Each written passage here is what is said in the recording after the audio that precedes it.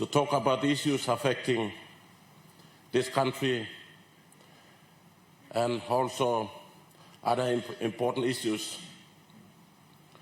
Father, today I want to ask you, Father, you can give more wisdom to our Prime Minister, the Deputy Prime Minister, the ministers, the members of Parliament, and the governors of individual provinces. Father, as we're going towards the 50 years of independence for this country, Father, we're going through a lot of problems and issues affecting this country. Father, you know all our provinces and the districts where we all members of Parliament represent. Today I would like to ask you if you can come before us today, take part in the deliverance and the issues that we will be discussing today. You can lead us through. I would like to ask the Parliament to let's take the Lord's prayer. Our Father, who art in heaven, hallowed be thy name. Thy kingdom come, thy will be done on earth as in heaven. Give us this day our daily bread, and forgive us our trespasses, as we forgive them that trespass against us. Lead us not into temptation, but deliver us from evil. For thine is the kingdom, the power and glory, forever and ever. Amen.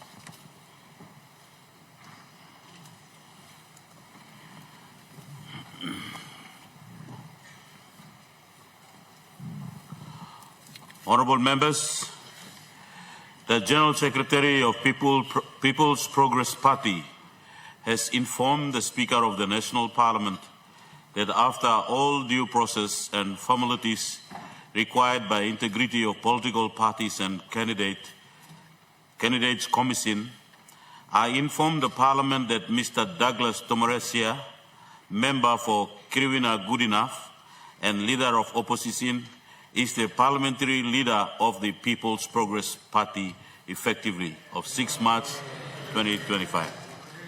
Congratulations.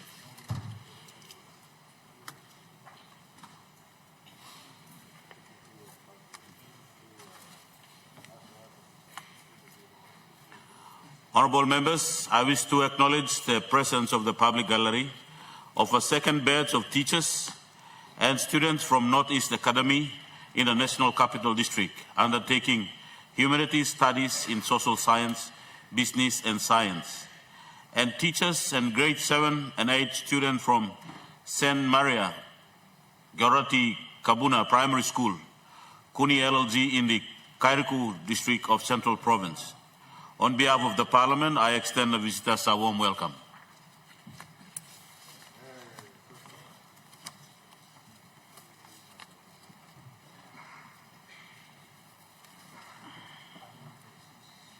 Are there any petitions? Notices? Clerk? The Minister for Justice and Attorney General gives notice that is present a bill for an act to repeal the Y2K Fairness in Litigation Act 1999. The Minister for Justice and Attorney General gives notice that is present a bill for an act to repeal the Customs Recognition Act Chapter 19.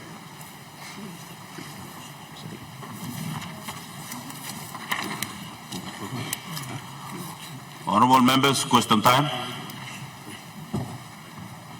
The Honourable member for,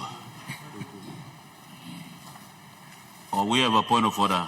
Member for Erie, what's your point of order? Mr. Deputy Speaker, yesterday during the course of a question without notice, I had a supplementary which was ruled as a fresh question. That there was an undertaking from the chair that this question would be, that this people of inquiry will be entertained this morning. First, that's the first question. Okay, Honourable Member, you resume your seat. Honourable Member, your point of order is in order. I made a commitment to honour you to give your question this morning. I was still looking around who to ask for a question, and you reminded the chair. So, Honourable Member for Wawaria, I'll come call for you in the next question. So I'll give this to the member for Kirwina, member for Hiri, to ask his question. Member for Hiri. Thank you, Deputy Speaker. Mr. Deputy Speaker, when asked about the independent audit currently being carried out by Deloitte on the current Connect PNG program, the good Prime Minister said he would not stop the Connect PNG program even during the course of the investigations. My questions are quite brief, and there's only fourfold to the good Prime Minister. Firstly, what is the running total of public funds expended so far on this Connect PNG program since its inception in 2019? Number two, would the good Prime Minister agree that there is suggestion that the cash flow shortage in the current budget implementation is caused by the Connect PNG program? And would the Prime Minister also agree that the cause of the decline in the MPAs, or the minimum priority activities, as referred to in the report tabled by the good Minister for Provincial and Local Level Governments, Honourable Soroi Merapo Eoe, is the direct result of the irresponsible and careless spending into this Connect PNG program?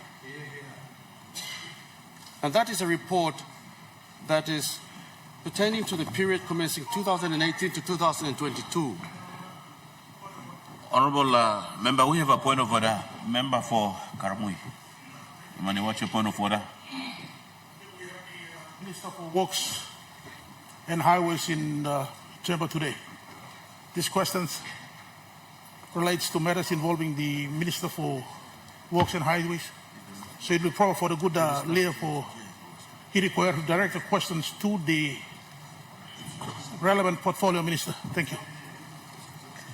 Honourable Member for Karamui nominee, you resume your seat. I'll make a ruling on your point of order. It is at the discretion of a member to ask whoever. If you want to ask direct to the minister responsible, he will ask. If you want to ask the Prime Minister, who is the head of the NEC or is the head of the ministers, and if you want to ask direct to the Prime Minister, it's at the discretion of who asks the question. So I will allow the member to continue on with your question. Thank you, Deputy Speaker, for that enlightenment to the good member for Karamui Nomane. The final question, and so before I was rudely interrupted, Mr. Deputy Speaker, the report is for a period commencing 2018 to 2022, which is a period when or about the Connect PNG program was also introduced and has been aggressively implemented in this country. The question is, who is telling the truth? Is the report by the Provincial Local Government Department flawed? Or is this economic cash flow problem a fallacy and it's a misunderstanding? Those are my questions, Mr. Speaker. The Honourable Prime Minister. All right, thank you, Mr. Deputy Speaker, for your stewardship over this session, and I appreciate the question put across by the member for Hiri. I want to also acknowledge our children, our students who are in the public gallery. Mr. Deputy Speaker, I want to, the three questions. Firstly, say that Connect PNG allocations is not over and above what was budgeted. We have under this government a weekly budget management committee meeting that goes on every week. In fact, Tuesdays at 10 o'clock, the Treasurer chairs this meeting. And this meeting does allow for finance, treasury, planning, customs, IRC And once in a while, I do sit in this meeting just to see how we are doing in as far as managing cash flow is concerned. So the Connect PNG doesn't eat into budgets allocation for other key sectors. Mr. Deputy Speaker, I want to point all of us to Treasury's website, www.treasury.gov.pg. You got final budget outcomes of every year that is put out by Treasury, and for this year's or for last year's actual financial disbursements and our record, the Treasurer sometimes next week will be handing down the final budget outcome for 2024. Therein lies for everyone to see the expenditures of any year that governments does pass through. We have a point of order. Honourable Member, what's your point of order? Speaker, the first question is very simple. Running total of the program thus far, from 2019 to today, there should be a global figure. And according to this program, Honourable Minister, we have a point of order. The member is still. The question is how much so far the people of Papua New Guinea have paid to this Connect PNG program to this date, as of today's date. What's the running total? Honourable Member, I understand the Prime Minister is just starting on with the reply to your question, and let's allow the Prime Minister to finish his reply. Prime Minister. Thank you, Mr. Deputy Speaker. I know the member for Hiri is anxious to get the answers, but I am answering the second question, and I will come to the first question the way I want to order the response. The second question asks whether the Connect PNG allocation is eating into the fund for this year or as it was for last year. And so I'm prefixing my answer with information that should inform all of us in the country, because this is a question that brings into the mind of every citizen and stakeholder of our country and economy the ability of this government to manage its budget. And so I want to point to everyone. Our final budget outcome 2023, our final budget outcome 2022, and henceback. And you can look into every year for as long as data is available. It goes back to governments of past. But our final budget outcome 2023, I point to that year especially, is an indication of prudency of how we manage our budget. Almost 100% delivery on commitments to our country in 2023.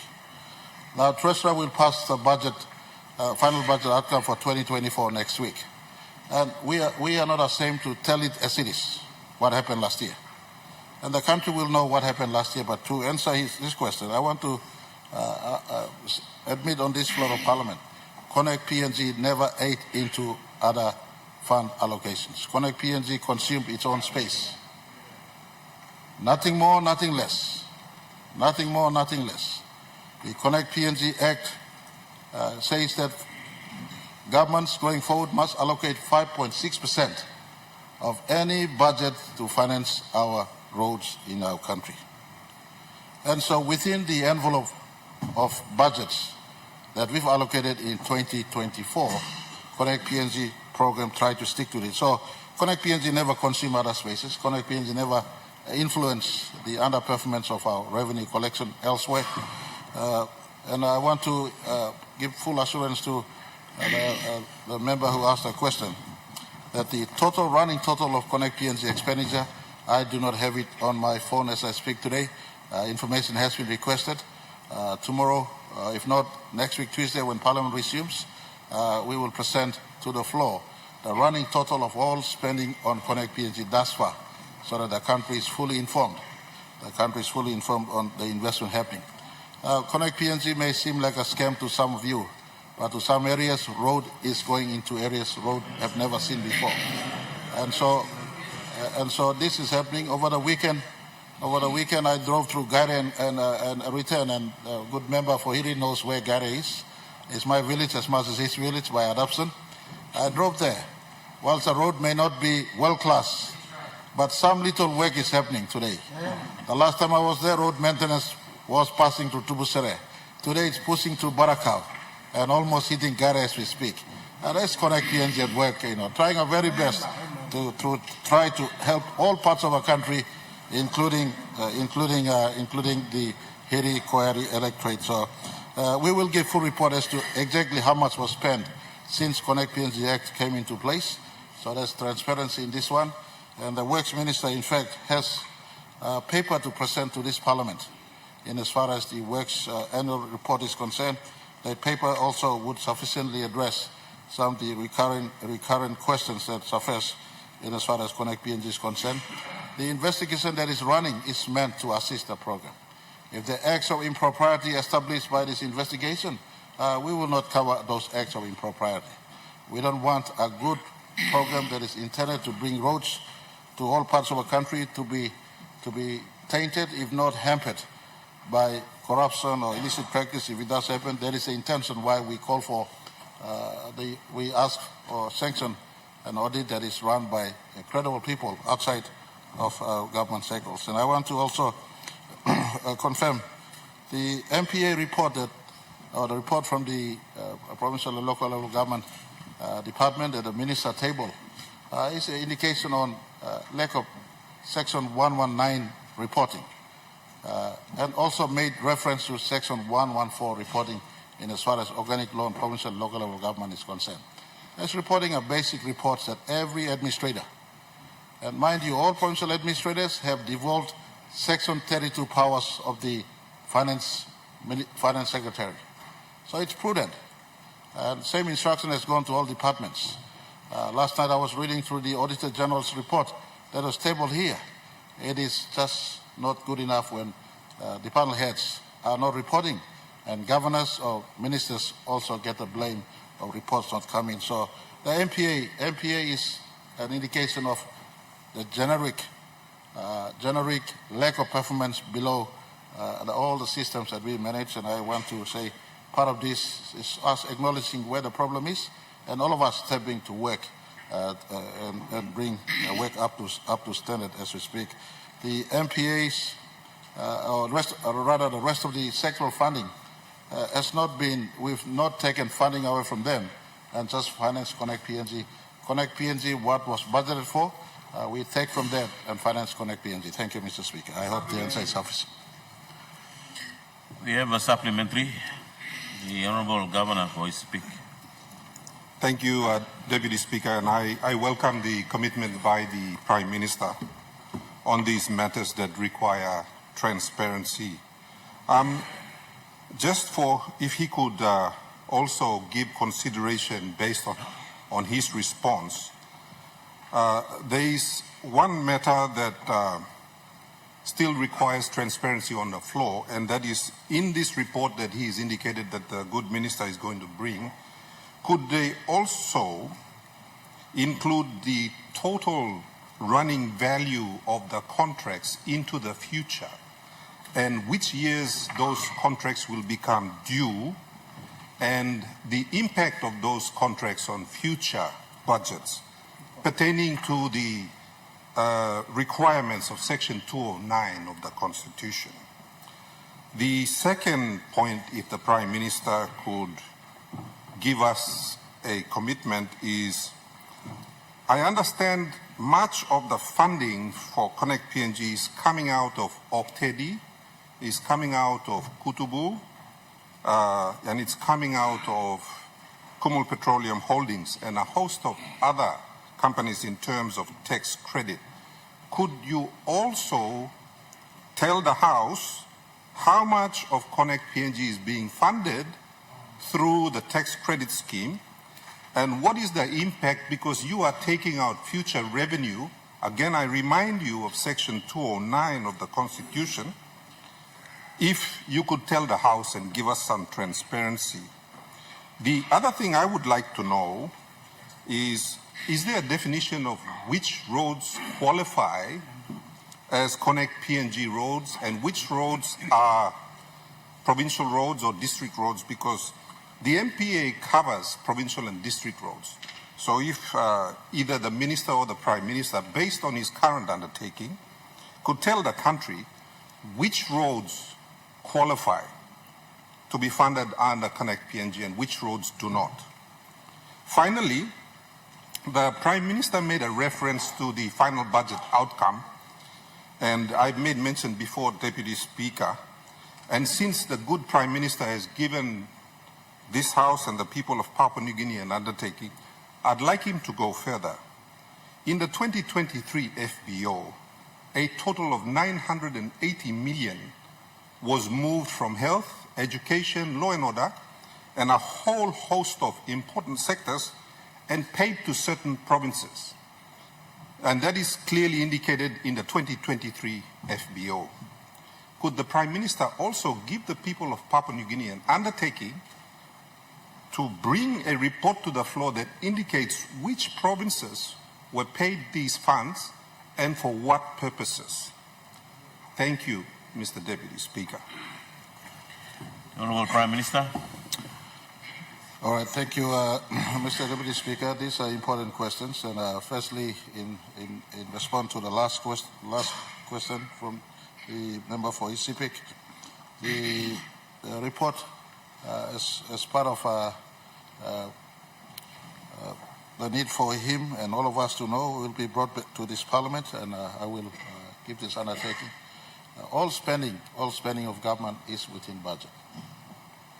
And I want to say to all members of Parliament and to the country through this question that no spending should be made outside of the budget, and in my view, considered view, no spending under this government has taken place outside of the budget processes. In any case, the Treasury has Section 3 powers, but those Section 3 powers were used within considered measure and within the provisions of budget. All provinces allocations, some provinces have, for instance, Bougainville, Enga Province, Morobe, Hela, Southern Highlands, Western Province. Some of these provinces have budgets allocation labeled as IDG or constitutional grant. But those full report will be presented to this floor. It is a question asked and demands answer.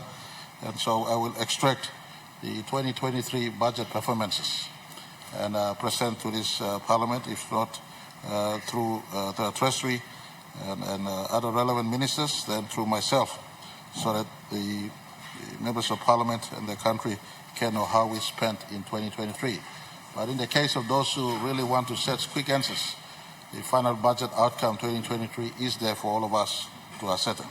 But coming back to the Connect PNG program and the question whether we encroach on Section 209 of the Constitution, I want to say that the Connect PNG Implementation and Financing Act 2021 envelopes 5.6% of any budget year allocation to roads in our country. And so within that envelope, we have 3 phases of Connect PNG: Stage 1 or Phase 1, Stage 2, and Stage 3. All are running for the next 20 years. So if you look prospective into the future, there's an envelope of 5.6% of any year's financial allocation or fiscal allocation to finance Connect PNG going forward into the future. This government has taken a bold initiative, whether financing by ICT, infrastructure tax credit, or financing by deficit budget, or financing through budgets, or financing through securing loan domestic or externally. We want to open this country up with roads. No secret. Road is not for those who sleep and eat and operate in Port Moresby or urban areas of our country. Every citizen, including those who come from Kariku, my children sitting upstairs, so close yet so far. A few months ago, I drove to York City, Yoka, so close yet so far. Do we sit back and cry and said, no, it's okay, it's okay? Or we borrow for tomorrow and build the road today? I am not a pessimist conservative person. If my country is going to expand 10, 15, 20 years, I need to start the expansion today. A few years back, someone was criticizing someone as smart as he or he claimed to be, was criticizing the O'Neill government. And he said he will never drive on the flyway. Today he's driving on the flyway with no credit to Mr. O'Neill, who had the ability to borrow to build a road. My brothers, you can remain pessimists and see from a pessimist view. Honourable Prime Minister, we have a point of order. Deputy Opposition Leader, what's your point of order? Mr. Speaker, no one's a pessimist about the Connect PNG program. Our argument is the quality of spend. If you're in the business of giving contracts to ministers at the value of 247 million, it creates a question about the quality of spend. Honourable Deputy Opposition Leader. The House and be more accountable. Honourable Deputy Opposition Leader, if you want to debate the answers given by the Prime Minister, I would not allow for it, so I'll rule your point of order out of order. Prime Minister, you continue from your reply. All right, I'll keep it short. The Connect PNG investigation is running. I look forward to the outcome of Deloitte's report. And the Deloitte's report will go through whether there were impropriety in the act of tendering, procurement, and the financial disbursements, and etc. Deloitte's report will point to us what has happened in the Works Department, Finance Department, Treasury, Prime Minister's Department, right through the clockwork of our government system. But one thing I must say, the country needs roads. And so we have secured 5.6%. Honourable Governor, what's your point of order? Respectfully, with great respect to the Prime Minister and his very long answer, my questions were very specific. Order. My questions were very specific. The Prime Minister said that next week they were going to bring a report to Parliament, and my questions were in relation to him making a commitment to bring those answers in next week's presentation, which he himself said would be forthcoming. And he's given a very broad answer. The question I asked was, could they also include the total contracts issued? 1. 2, how much of that is coming out of tax credit? 3, the 980 million that was moved out of essential sectors in 2023 to certain provinces, could he bring that report to Parliament? So, Mr. Deputy Speaker, I think my questions were very specific, and I just need the Prime Minister to say yes or no whether that information could be brought next week. Honourable Governor, your point of order was in order in what you have asked for. Let's allow the Prime Minister to complete the reply to you. Prime Minister. So repetition is for emphasis, so he's taken a second bite in asking the same questions again under the cover of point of order. Mr. Speaker, these are important questions. The reports that he wants will be tabled in Parliament. Connect PNG is given within. Connect PNG is funded rather within the 5.6% resource envelope and has a prospective life. We're looking at a 20-year financing envelope and a combination of financing from ICT, from budget, direct budget support. All this is looked at so that at the very earliest we unbundle our country of being left behind and bring our country into connected with each other, especially in our efforts to get agricultural produces and our people out into the mainstream economy. So those will be given. I don't think we have encroached upon Section 209 of our Constitution as far as budgeting is concerned. It respects budgets and it has a year-by-year allocation based on the support it receives from the specific act that governs Connect PNG. I want to give full assurance that the report will come. And ICT project, ICT, the indication of tax credit. Tax credit is earning that revenue. Instead of waiting to earn that revenue every year, 5, 10, 15, 20 years down the line, we're trying to earn that revenue earlier at no additional costs. The conventional, the opposite will be going to a bank, borrowing at 8%, 9%, 10% interest charge. Borrow this money, finance this road. We're trying to use our own resource envelope within and alleviate the tightness of budget and finance other sectors, and if areas that could be financed with ICT-based projects, then we finance based using ICT. Those full report will be presented to this Parliament, so the country has a clear view on what's happening in works. It was in this context that we called for Deloitte, an international engineering firm, to do that investigation. They're running. This is budget for Connect PNG will be used to finance those contracts that has been lettered out, but all within full awareness that the investigator is running. And I look forward to the final outcome of this investigation.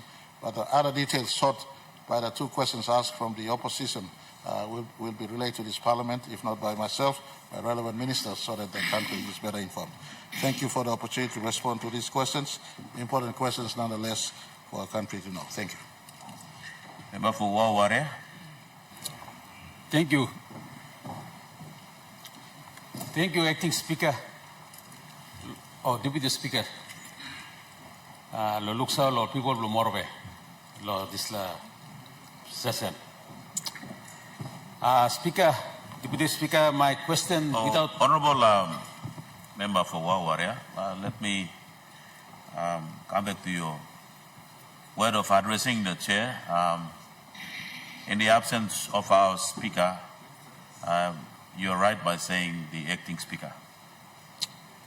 Go ahead with your question. Thank you, Acting Speaker.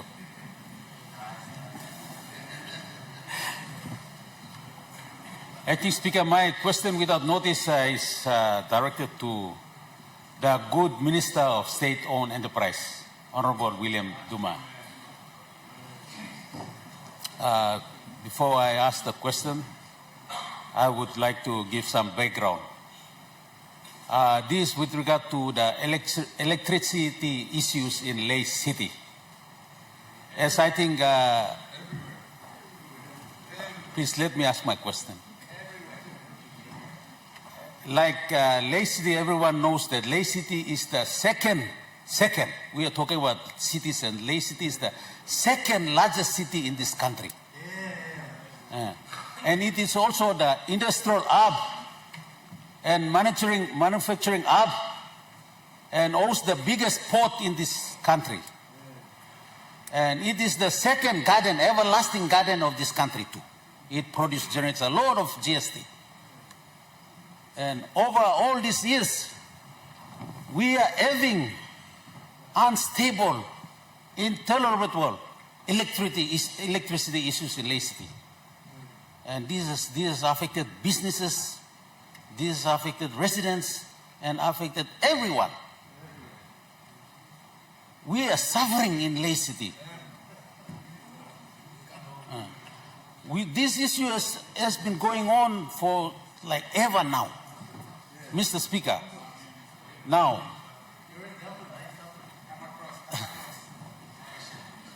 whether you're in government or opposition, you will still suffer. Order. Order. Electricity affects everyone, whether in government or opposition. But especially now, this question is for the people of Leh and people of Morobe.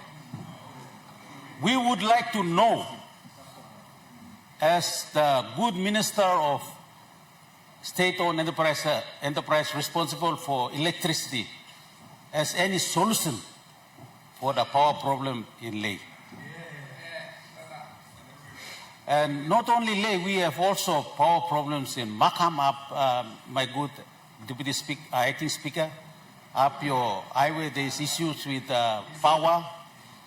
And also Bulolo, we have faced Genek, which Bulolo district hosts Genek farm, which produces chickens for this country. And PNG Forest. This district is also facing electricity problem too. And also Wawaria too. Honourable Member for Wawaria, you ask your question. Yeah, I have a greater conflict of interest in your question, so please ask the question. So, my good Minister, I think we can leave the towns aside, but the city we can, if the good minister can give an answer to the people of, to the business houses and the people of Leh, what solutions he has for the electricity issue in Leh, and what is he doing? And when are we expecting this solutions to be provided. And can the good minister keep the people of Leh and the business houses of Leh informed and updated on a quarterly or monthly basis on what they are doing in terms of the power issues in Leh? Thank you. Honorable Minister for State Enterprise, I have to declare my interest in that question, so I would expect to hear an answer from you. Thank you, Acting Speaker, and I'd like to thank the member for Warrior for this question, very important question. First, I want to point out that as Minister responsible for PNG Power, I don't have a private generator in my house. I don't even have a separate power connection to my house in Hagen. So when there's a blackout either in Port Moresby or in Hagen, I am in the same boat as all of you. I go to the same inconvenience like all of us. Now, for the city of Leh, just like many others, including WOW and Bulolo, we have two kinds of solutions, one long-term and a short-term solution. Leh gets its power from three sources, one from the main Rama grid from Yonke down, one from the Korean group POSCO, and the other one from PNG Forest Products, Bayun. That power source supplies at least 10 megawatts to the city of Leh. Unfortunately for all of us, a contract that has been given to a Chinese company to conduct a thorough rehabilitation and upgrade of the systems at Yonke is taking longer than expected, partly to a combination of incompetence on our part. We've realized this problem and we have given this contractor a deadline. And under this contract, we cannot do much except to threaten them and to give a deadline. And hopefully before the end of this year, this much needed rehabilitation work will be completed and then full capacity will be restored. So they will be able to service not only Leh, Mori province, but the rest of the Highlands province and Madang.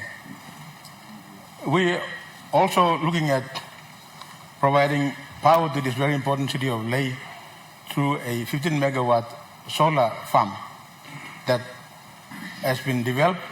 KCH has bought the land for 10 million kina, and we are now undergoing a tender process where a contractor has been selected to install the solar project at the cost of KCH and PNG Power. And we have also been talking to the Deputy Prime Minister and the member for Leh about a possible power source provided by a vessel, maritime-based vessel. And discussions are ongoing, and we hope to be able to finalize that as long as PNG Power and this contractor agree on the power price. PNG Power has been settled with uneconomic power purchase agreement in the past, where I must also emphasize these leaders that PNG Power has entered into arrangements where, rather than following the normal course of agreeing and paying for the actual energy supplied and provided by those IPPs, under the agreement, PNG Power is expected to pay for the cost of depreciation, capital recovery costs, which are unheard of in the industry. These were done when my predecessor, someone who was no longer around to defend himself, was alive. And we have been working very hard to untangle ourselves from this mess. And it is not that easy. On top of that, when we have the single largest customer who also has to juggle with the competing interests of this country from a limited budget to actually take care of paying for the bills, we have those challenges. But that is not to say that PNG Power and its shareholder have not done anything, have sat back and done nothing. We have been actively looking at providing long-term as well as short-term solutions to the city of Leh. And we have made some improvements. And I have kept our Deputy Prime Minister and the Mayor for Leh involved regularly. But if it is a wish of the members from Mori Province that they wish to be informed regularly, I can of course inform them periodically if they want. But I have been doing my part by informing the Deputy Prime Minister and the Mayor for Leh. So I must on behalf of PNG Power and apologize. I do not feel embarrassed apologizing, but this is a thing that we're working very hard. We have not ignored the problems that have been faced by a very, very important city in Leh. And even the members of the Chamber of Commerce bombard me daily. So, but that comes with leadership, and we are doing those things. But I want to thank the good member for Warrior for this important question, and I can assure him and our people from Leh that it is not that this government and, of course, the Ministry of State Enterprise have sat back and done nothing. We are doing everything we can to make sure we restore and maintain a consistent, reliable supply of power, not only to Leh, but the rest of the islands and Medan. Thank you, Mr. Acting Speaker. We have a supplementary. The Honourable Member for Sinasina Yangon. Thank you, Mr. Acting Speaker. Energy supply, electricity supply is a foundation to our economy. So we cannot be playing football with it. If there's a practical problem, we must come to practical solutions very fast, not kicking it down the field forever and forever. 5 years ago, we were on this floor, same minister, sitting in the same chair when discussing the edible power and the dairy power supply into Port Moresby, said by December in that year, power supply problems for Port Moresby will be history. 5 years later, we still have the same problems. Leh has the same problems. Kundiawa has the same problems. Everywhere in Papua New Guinea we work, we have the same problems. Nobody's offering any solution. Where's the leadership? Who's the leader? Honourable, the leader is Honourable the Member, minister. what's your supplementary? Supplementary? I got 2 supplementary questions.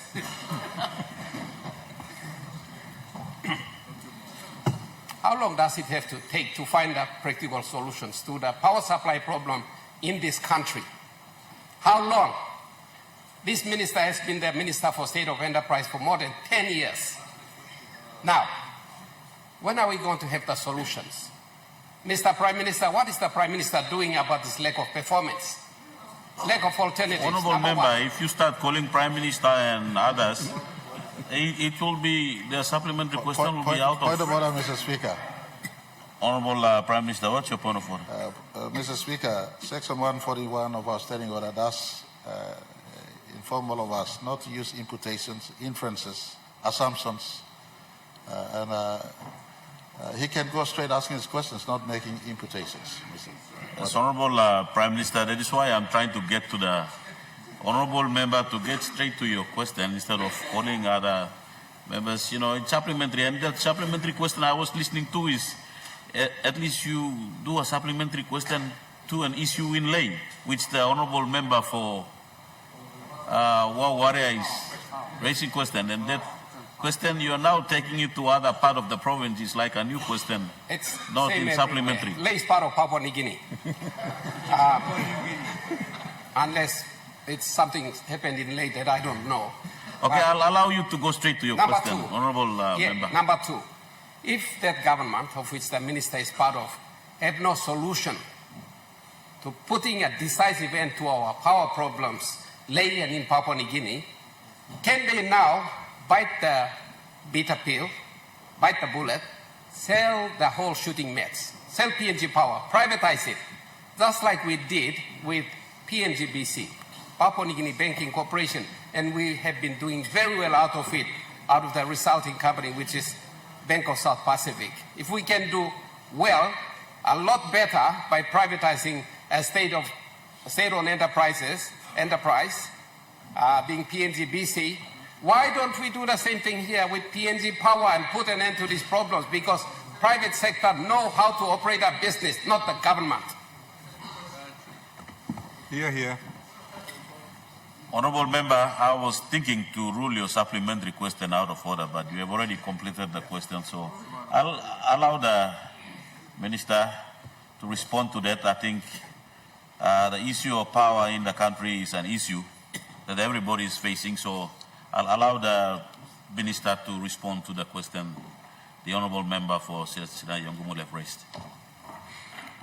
Thank you, Acting Speaker. I want to thank the member for Sina Yongumule for his important question. I want to start by pointing out that no single minister in any government provides solutions to every problem. Even himself, when he was the Minister for Justice and even the Minister of Petroleum and Energy. And if he's asking for a leader, yes, I'm the minister responsible. All initiatives come from the minister. All initiatives. Minister for mining cannot interfere in state-owned enterprises. No minister for health. So anything to do with SOEs starts from the office of the Minister for State-owned Enterprise. He has to initiate it. That's the point. Let's not pass the buck. Honourable member, I'll rule your point of order out of order, because when you call for the point of order, I haven't asked you yet, and you went ahead and raised a point of order. Then I'll allow the minister to continue. Thank you, Mr. Speaker. If the member wants to get publicity, that is his problem. All I'm saying is that when he was minister himself, he didn't even deliver. He didn't deliver, so there's no point in us scoring points here. And if he's asking for leadership, I am the leader here, like himself. No minister, no prime minister, can provide solutions to every problem in this country. And contrary to what the good member is saying, I was not minister for 10 years. That is a complete distortion of facts. Not 10 years. I took over in 2017 from the late Ben Maika. He declared a state of emergency. He tried within his means to turn around PNG Power. He wasn't able to do it in 2 years. And then I was minister for 2 years, from 2017 until 2019. 2 years. And when Prime Minister Marabe took over, he appointed me minister in 2022, or 2020. So it is not true for the good member to claim that I was minister for 10 years. So you should check his facts. Like every other minister and every prime minister, provide solutions. And I've always been frank and open about the things that we are doing to turn this country around. We can start blaming each other and blame on legacy issues, but these are things when we try to do everything that we can within a short period of time, the results don't immediately show themselves. But I can say this. If you look at the facts and the statistics, the frequency of blackouts in this country have been reduced significantly. We're now looking at trying to manage the issues in Wewak, for example, even in Kimbe. These are sea centers who don't deliver any profits for this company. They are sea centers. In the case of Leh, which is a profitable center, we've tried our best to manage it, and we will still get there eventually. So it is not for us to point fingers at each other and claim political mileage. We're doing our best. So in the case of blackouts right throughout the country, essentially we must put things in context. There are many other sea centers which don't even provide a return for PNG Power. Yet we expect PNG Power to make a profit. And because it is ultimately owned by our people, PNG Power has no choice but to set aside money to continue to operate unprofitable centers, all in the name of development for our country. Those are the challenges we are going through. It is not easy. We have three profitable centers, mainly, but mostly Leh and the Warrangoid grid in Eastern Britain. The rest, most of them are sea centers. So we are trying to do our best. In the case of Port Moresby, for example, it is not as if the government has not allocated money. The government allocated 111 million kina as its contribution to the development of the Edebu project. Most of you will have seen the large, brand new transmission towers and the lines crisscrossing Port Moresby. And we now have reliability, at least reliable service in Port Moresby now. On top of that, the government also allocated 112 million kina to PNG Power to help fund. Honourable Governor from Morobe, what's your point of order? Point of order. Minister is trying to explain his inability to solve this problem. Continue to do it. Don't think that we are stupid people sitting in this parliament. We are intelligent people sitting in this parliament. We represent our people. People have given us the mandate to be here. Now, the honourable member for Sinasana Yongomul has asked a valid question to you, supplementary question. He said the PNG power has failed this nation to solve the problem of power provisions in this country. Because without power, this country is not going to move. That is why he has proposed, and it's a valid question, point to you, is to answer. What are we going to do?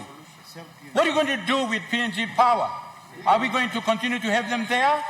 Or as he's proposing, have them vacated and privatize it so that other people who can do the job can come in? And that is a valid question and valid point, and this country wants to know, and don't beat around the bush. Honourable Minister, to make your reply. The good governor is very impatient. He thinks he has all the answers, but he doesn't. Against that background, you must also remember that we as a government have never allowed PNG Power to increase its prices. No tariff increase for the last couple of years, for the last 10 years, for example. And we're already aware that this government, led by our Prime Minister, made a decision to privatize PNG Power. And we are partial privatization, and we are going through that process. I'm surprised our good governor is not aware of that. He has been reading, I suppose. So, I will accept that, Brian. I will not. You don't have to. And I speak on behalf of Honourable Governor. Honourable Governor, if you want to make a point of order. Honourable Governor. Honourable Governor of Morobe. Honourable members, when you call for a point of order, you wait for the chair to ask you to raise your point of order. You don't just take point of order and stand up and speak as you wish. So, honourable member, thank you. Allow the minister to complete your reply. We have another point of order. Honourable member for Abao. Honourable Acting Speaker, the time is ticking, and yesterday you made a commitment to extend question time today. The honourable member, I remember I don't make a commitment. It is the House that will ask to extend the time, and I cannot make a commitment to extend with my own power. So, honourable member, your point of order is out of order. I'll allow the minister, if you have a reply, otherwise our question time slaps. Yeah. Thank you, Acting Speaker. Just to summarize, I don't have to agree to the governor's views, nor does he have to agree with. What I'm saying is this. Our government has already announced in public that PNG Power will be partially privatized. So I've answered the good member for Sinasana Yongomul's question. So what is the governor from Morobe on about? That decision was made in December last year, and it is going through a process. Order. Selling, Mr. Acting Speaker, selling a company like PNG Power will not be done through a fire sale. Everyone wants to buy it at a cheap price. It is a strategic national asset of this country. And if we are going down the path of privatization, we have got to make sure that we go through the books properly, proper valuation is done so that our people do get a return for the investment. We are not in the business of selling companies just for the sake of selling. Like PNGBC, for example. Thank you, Mr. Acting Speaker. Honourable members, our question time has lapsed. Leader of Government Business. Mr. Acting Speaker, I ask leave of Parliament to move a motion without notice. Leave granted.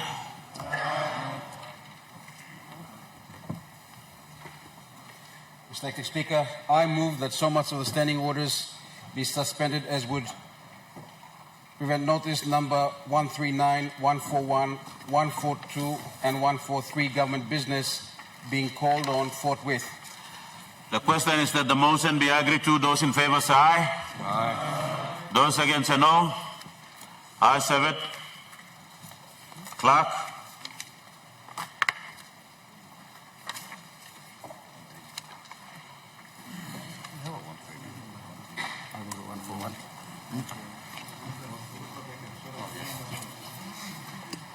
Notice number 141, Minister for Rural and Economic Development.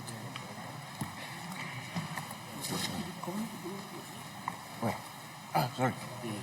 Sorry.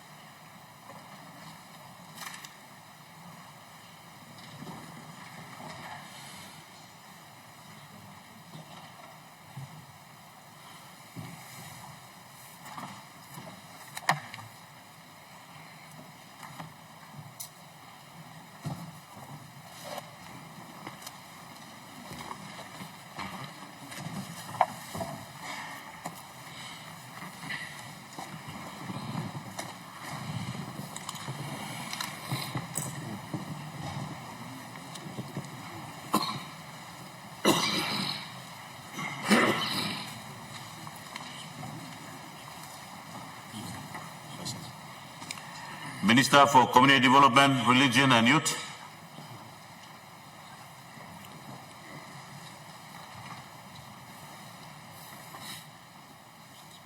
Mr. Speaker, I present the Community Development Bill 2025. Clerk.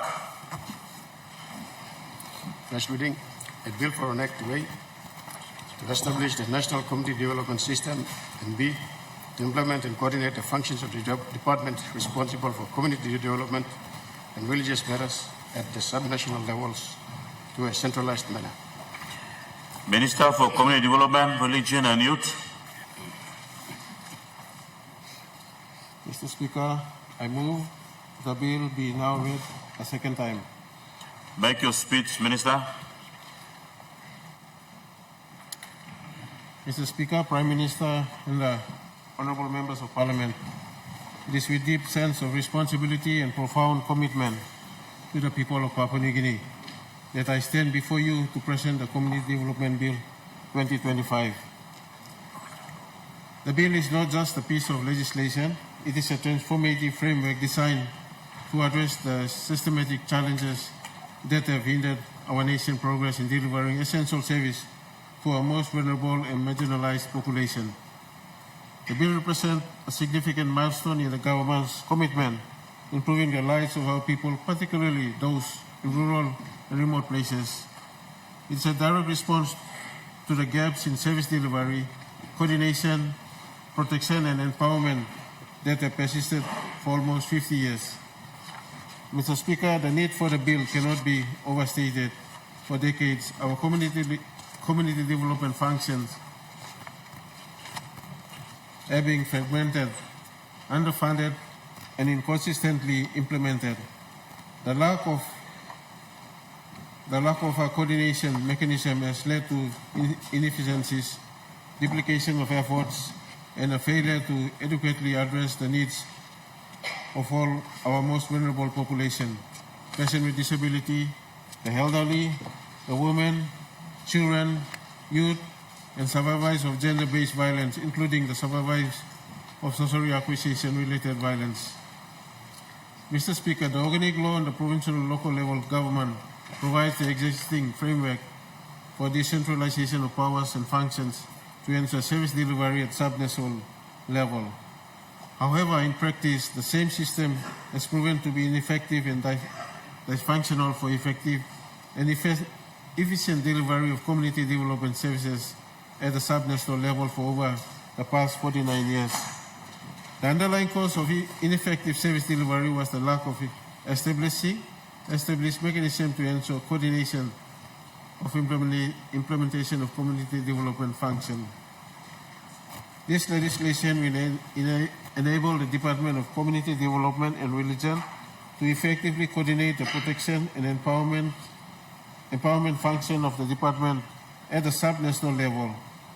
More so, the protecting and empowerment the marginalized and vulnerable population requires collaborative and coordinated efforts from all of the relevant stakeholders as required by the Community Development Bill 2025. Mr. Speaker, allow me to outline the key features of Community Development Bill 2025. The bill calls for establishment of district community development centers. These centers will serve as a primary mechanism for delivering community service development at sub-national level. They will ensure that the essential services such as social protection, economic empowerment, gender equality initiatives are accessible to all, particularly those in rural and remote areas. The bill also calls for the creation of National Community Development Advisory Committee. This committee will coordinate efforts between national, provincial, and local level government, as well as with civil society organizations, churches, and development partners. It will ensure that all stakeholders work together towards common goal, avoiding duplication of efforts and ensuring the efficient use of resources. Furthermore, the bill will not only call for development of community development sector plan, it will also strengthen the monitoring and reporting mechanism specifically for the community development sector, consequently involving sector planning, equitable resources allocation, transparency, accountability, and service delivery. Mr. Speaker, for effective collaboration, resource distribution, and for efficient protection and empowerment service delivery, the bill requires all the international development partners, non-governmental organizations, and civil society organizations to register their plans and activities with the Department of Community Development and Religion. This will ensure that their efforts are aligned with the national priorities and contribute to the overall development goals of our nation. Mr. Speaker, the Community Development Bill 2025 is fully aligned with our national development goals. It supports Pillar 1, Human Capital Development, Gender, Youth, and People. Pillar 3, Institutional Development and Service Delivery of the Vision 2050. It also aligns with Strategic Priority Area number 11, Population Dynamics and Development of the Medium-Term Development for 2023 to 2025. Mr. Speaker, the tabling of the bill is the result of collaboration and commitment of all relevant stakeholders. I would like to take this opportunity to acknowledge the tireless efforts of the Department of Community Development and Religion under the leadership of the Secretary, Mr. Ubase, and the Technical Working Group that includes representatives from the Constitutional and Law Reform Commission, the Office of the State Solicitor, the Office of the First Legislative Council, the Department of Justice and Attorney General, the Department of National Planning and Monitoring, the Department of Provincial and Local Level Government, the Department of Implementation and Rural Development, the National Economic Fiscal Commission, the Department of Finance, and the Department of Treasury.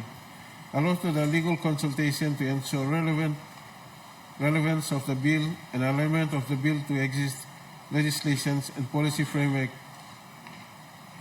proceeded the submission and statutory endorsement of the bill. As such, the First Legislative Council issued a certificate of compliance on 12 March 2025. I also extend my gratitude to the National Executive Council under the leadership of our Prime Minister, Honorable James Marabe, for endorsing this bill and recognizing the importance in our nation's development agenda. Furthermore, I'd like to acknowledge the invaluable contributions of our development partners, non-governmental organizations, civil society organizations, churches, and the community-based organizations. Your efforts have made a significant impact on the lives of our people, and the bill seeks to build on your work by creating a more coordinated and effective framework for our community development. Mr. Speaker, the passage of this bill will mark a new chapter in our nation's journey towards inclusion and sustainable development. It will empower our community, strengthening our institutional and ensure that no one is left behind. I urge all honourable members of Parliament to support this bill and join us in building a Papua New Guinea where every citizen, regardless of their background, circumstances, has the opportunity to live a life of dignity, security and prosperity. Let us all work together to create a nation where our children can grow up in safe and supportive environment, where our women are empowered to reach their full potential, where our youth have access to education and employment opportunities, where our elderly and persons with disabilities are treated with respect and care they deserve. Mr. Speaker, the Community Development Bill 2025 is more than just a piece of legislation. It is a promise to the people of Papua New Guinea. It is a promise that will not rest until every citizen has access to the services and opportunities that they need to thrive. It is a promise that we will work tirelessly to build a nation that is inclusive, equitable, and prosperous. I call on the honourable members of Parliament to support this bill and join us in making this promise a reality. Together, we build a better future for Papua New Guineans. Thank you, Mr. Speaker. The Honourable Member for Kandep. Thank you, Deputy Speaker.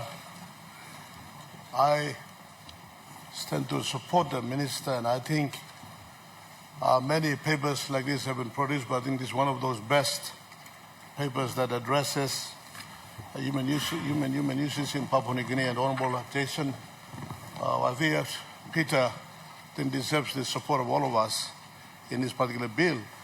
Mr. Deputy Speaker, let me just touch one area. There's many areas that this bill is looking at, but I'll touch one area that I heard him mention, and it's in his speech, about the cohesion of LLGs, human capital development. He mentioned the social cohesion, but in the word level, I'd like to touch in that area so that the Minister can take that into consideration. And I'll, Deputy Speaker, with your indulgence, just give an example of what I have seen happen in my own district. Deputy Speaker, you will know, the nation knows, that Anga is one of those tribal conflict, frequently tribal conflict area. We have seen it spilled to other parts of PNC too. And how it starts at the grassroots level where we overlook the human factor of social and economic development. And that then develops into law and order issues. And we hear most of the times, we criticize the Minister of Police, the Police Commissioner, and other law enforcement agents. However, the real issue, if you root it down and look at it very carefully and zoom it into it, it is there in the social, the human attitude, human character, human development, right in the grassroots level. That then, if it is not looked at and the goodness of the people on the grassroots level, in the LLGs, in the word, not properly cultivated, then the opposite happens, that develops into the negative aspect of life. The positive energy our young people have is now converted into doing something negative rather than doing something positive, and that we have seen illustrated many times over in this country. In Kandep, we've had many tribal warfares. We've been at in one stage 22 young men just drowned in the Lai River. I've had people, warriors on tribes, they're killing each other. They burn down some of those infrastructures that we have humbly established for our people, burn down into ashes because of the feud that exists between these tribal people. And even police go in. We spend a lot of money to set up camps in Kandep Station or in various sub-districts of the electorate in order to appease these tensions and these confrontations and volatility of tribal violence and tribal killing. Is it because the police are slack? No. Is it because the government is slack? No. Is it because we are not putting services in the district level? No. That is because we are not addressing the human being. the human being at the grassroots level. We've been looking at the macro level. We're doing all right, big things up here. We're giving so much money to the police, the other government departments, the public service, etc. But they don't trickle down. So the problem is at the ward level. And what I've done, Mr. Deputy Speaker, is maybe because I've been with my people for a longer time, so it opened my eyes. Sometimes in the past, I've failed to address that issue. But now I think consistently addressing them, I've realized it is right at the ward level. So what we have done, Minister, good take note of this through you, the Chair, is that we should look at empower the ward, the LLC, the Council of Ward. The Council of Ward is where 1,000 people, 3,000 people are inhabiting that particular ward. And there's a councillor there, and you have the ward people there. So if this bill is addressing the LLGs, like I hear the Minister is saying, then that will then trickle down to the ward level, because the ward level will have its own ward committees established by the organic law. So if you have 3 tiers of government there, the national, provincial, and the local level of government, you empower the local level government by establishing ward committees as per the organic law, and the council is responsible, and you empower these ward committees in the ward level. In Kandep, what we have done is we have 74 wards in Kandep district, and we have now created about 4 LLGs, but before that we were 2 LLGs, but 74 wards. So we have created 74 ward committees representing the tribals, clans, and we have also put in a woman, represent the women, some business people in there as well. So it's a collective representation of the people in that particular ward. And then the council is a chairperson, and there's somebody else who's a deputy. We have mixed very carefully with the women as well as with the men, but also we have put in varied age groups, young and old, and so forth. So over the last 5 years, what I've seen, Mr. Deputy Speaker, is that Kandep, we had this frequent trouble fight that comes in from either Hanger in, other parts of Hanger in, or from Kandep out. It has now been diffused. And I said, how did we do that? I have realized that the people, the ward committee system in the ward level, they look after each other, because we are a communal society. Papua New Guinea is a communal society. We live in tribes, we live in clans. So there's representatives of these wards, they look after each other. And guns brought in, the wards are always there. They're hawking on whoever's bringing a gun. So they say, look, this young man has brought in a gun. The other ward committee members, they can talk to that person. And they also count how many young people are there who have the potential to get married in the next 5 years' time, or next 2 years' time. Well, look, this young man is now ready to get married. Now let's look at the bride price. How do we do it? Which the girl that is befriending, etc. So they manage the young person.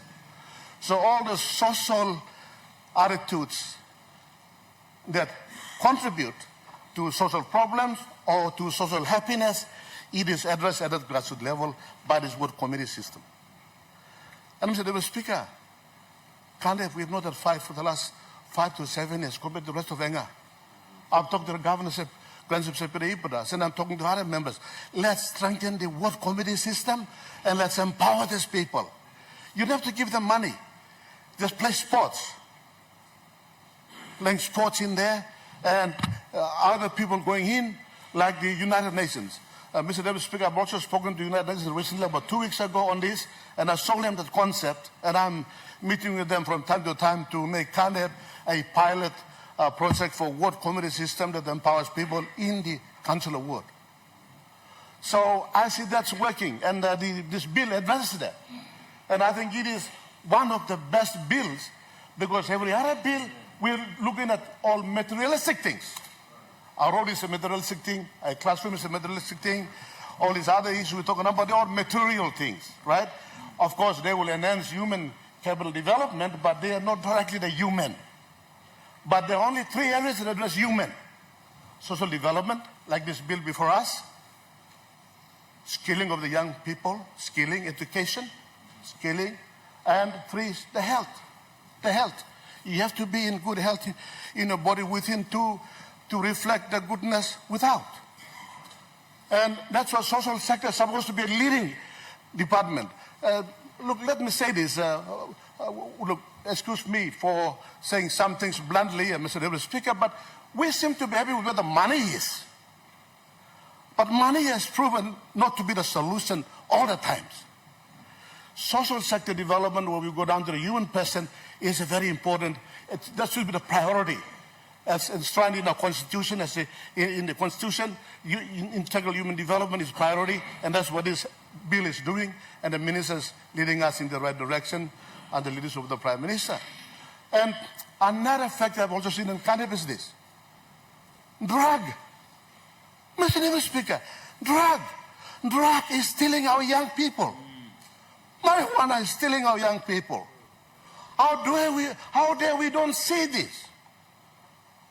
I have a son, his name is Ezra. I sent him to school here and he went to school in Australia. Came back in Cairns, and I was very happy that you'd be one of those young people to make us proud. But he had inherited the habit of taking drug. And now I took him to Lauloki, and look, we're going to put you there, and we're going to train him up. He fought us, and we took him back again. We took him to the Seventh Adventist Church. We took him to Dr. Psychiatrist. Dr. It's a wonderful lady. Ambi. Dr. Ambi. She has been personally counseling Ezra to become better. And we tried to take away the drug in him for about 12 months. But then we thought he was strong already. And he went and took the drug again. And Ezra recently, just about 1 week ago, sold the hookah in our house. And my wife, Sharon, comes and tells him, Don, the hookah is gone. I said, I cannot steal it. Ezra sold it because he went to buy drug. So drug is killing our young people. When we're talking about the future, what future are you talking about, Mr. Deputy Speaker? It's a 1-year-old person here, 5-year-old child, the 10-year-old girl. That's the future you're talking about. What future do you mean? We're not talking about this parliament. We're not talking about a building. We're not talking about the roads, airports, and all these things. It will require human beings, the skills and the character and discipline to look after them. This law addresses those issues. It's not just any other ordinary law. The social development is where it develops the human person, the human capital for social cohesion, for integration, to become one. We may be 1,000 different tribes and nation languages, but this law puts us and unites us together to develop the human being where it matters, and that's at grassroots level. So, Mr. Deputy Speaker, let me, using this example that I see in my own electorate, we have ups and downs. Even in my family, I see that. And I've been in this public work for some time will have learned this, to see it, and I'm seeing the answer for law and order, for social poverty, for economic issues, challenges. It is right there in the ward level, in the family unit, where ward councillors, they must be given more empowerment, direct financing from the parliament to the LLGs. We're putting them on the payroll. Now I say that the Treasury, the Prime Minister, and his whole parliament, let's think again to put money not just to the provincial government system, but also directly to the local level government systems, and they then empower the ward committees in the individual wards, and you find the ward committees are there, and of course you can develop also in the ward committees and ward committee system, community policing if you want. Rather than just paying a lot of money at all this police at the top level, you have community policing in the rural ward area, and you find problems are already diffused and addressed proactively before even it comes to this floor of parliament. Sometimes we end up discussing police issues. Sometimes we end up discussing technical and public service issues when we are legislators and policymakers. And you'll find this act will enable and empower the ward system, and the ward committee system should be established as part of this law. And we could also look at establishing ward policing system as well. Get 5 to 10 young men and women to work with the community police to take care of their own wards. So if you can have that system in place from the bottom level up, you will see the governance of the top level down, and integrating the whole governance system, Mr. Deputy Speaker, I find will be much easier, less costlier, and will be very, very effective. So I asked the Minister to look at that, to in this act some time into progressing into the future, look at the word committee system and the word policing system in individual LLG words. Like in Canada, we have 74 word committee systems. We've established them, the structure there, and now we're looking at how do we put about 5 to 10 young men and women, whom we call them policing in the ward level, so that they're proactive in addressing those potential issues that come up, and they address immediately on the spot. Therefore, you don't have trouble fights. Therefore, you don't have gunmen coming in and harboring gun in those wards. Police will find it difficult to find them, but the ward, the community themselves will be on the guard. They will be the solution providers. So it's a good bill. Thank you, Mr. Speaker. Thank you, Minister. The Honourable Member for Abao. Thank you, Speaker. I wish to have a few comments, but I want to commend the Honourable Minister for bringing this bill to the Honourable House. I want to raise a concern in view of this bill, and therefore put up a case on the bill not being necessary. Mr. Acting Speaker, we are into centralizing too many activities in this country. If you read this bill carefully, you will find that this is another nationally structured organ. It will establish an advisory committee made up of 13 people that are very, very busy every day anyway. You look at Section 9 of the proposed bill, which has named all those departmental heads that are always in committees everywhere. Planning, finance, health, education, community development, even the police commissioner or his nominee there.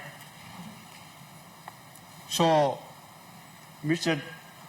Acting Speaker, I'm always against centralizing programs. The Honourable Member for Kandep highlighted existing systems through by law, the local level government and the wards. They're already there and working, but devoid of funds. That's where these community issues are addressed, not at the national level. DDAs too are eased up. We have district community development officers there. We have church members in the DDA, LRGs too. So in terms of the entire community, the system is there. Please don't centralize it. Give it to us and give the funding as well. This is another centralization program. I can tell you, Acting Speaker, it will be another white elephant. It will not work. All these advisory committee people, they are busy. Just look, one person, Minister, Department of Head responsible for Treasury, or his nominee, deputy, or FAS, or they are all busy people. So, and then you look at Section 16, they are prescribing in this bill that the so-called Community Development Center will be at the provincial level, trying to coordinate again at the provincial level, but we got wards there, we got LLGs there, and argument that Member for Kandep strongly emphasized, which I agree, but he disoriented it. It's completely disoriented. use the existing community-based legal entities, LLGs, wards, DDAs. We members of parliament, we encompass everything in the community. Why do we create another animal? When I was Secretary for Health, I fought against the establishment of the Provincial Health Authority. I argued that this is bringing health back to Waigani. All the provincial health boards report to the minister. They don't even report to the governor, who's in the province. And in minister's report. Honourable Member, we have a point of order. The Honourable Minister. Thank you, Mr. Speaker.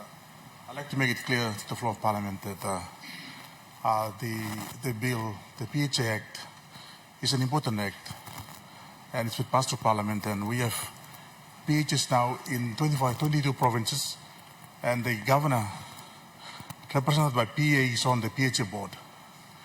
And we need to acknowledge this kind of arrangements. It's actually functioning, and it's effective. Thank you. The Honourable Minister, your point of order is in order. The Honourable... We just had a report by the Minister for Provincial Affairs and Local Level Governments highlighting that two organs are confusing the system. Provincial Health Authority and the DDAs. That's the point I'm making. Is centralizing these important functions that should be at the authority of, at the provincial level and the district level.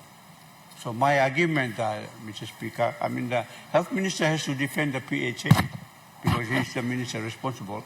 I was a former minister. I propagated it, but I actually went against it originally. And this is the spirit under which I am arguing. Do not centralize because ministers are too far away.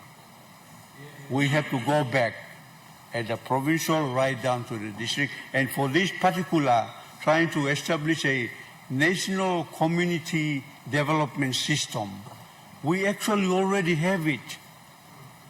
I don't see the need for us to legislate because we already have structures.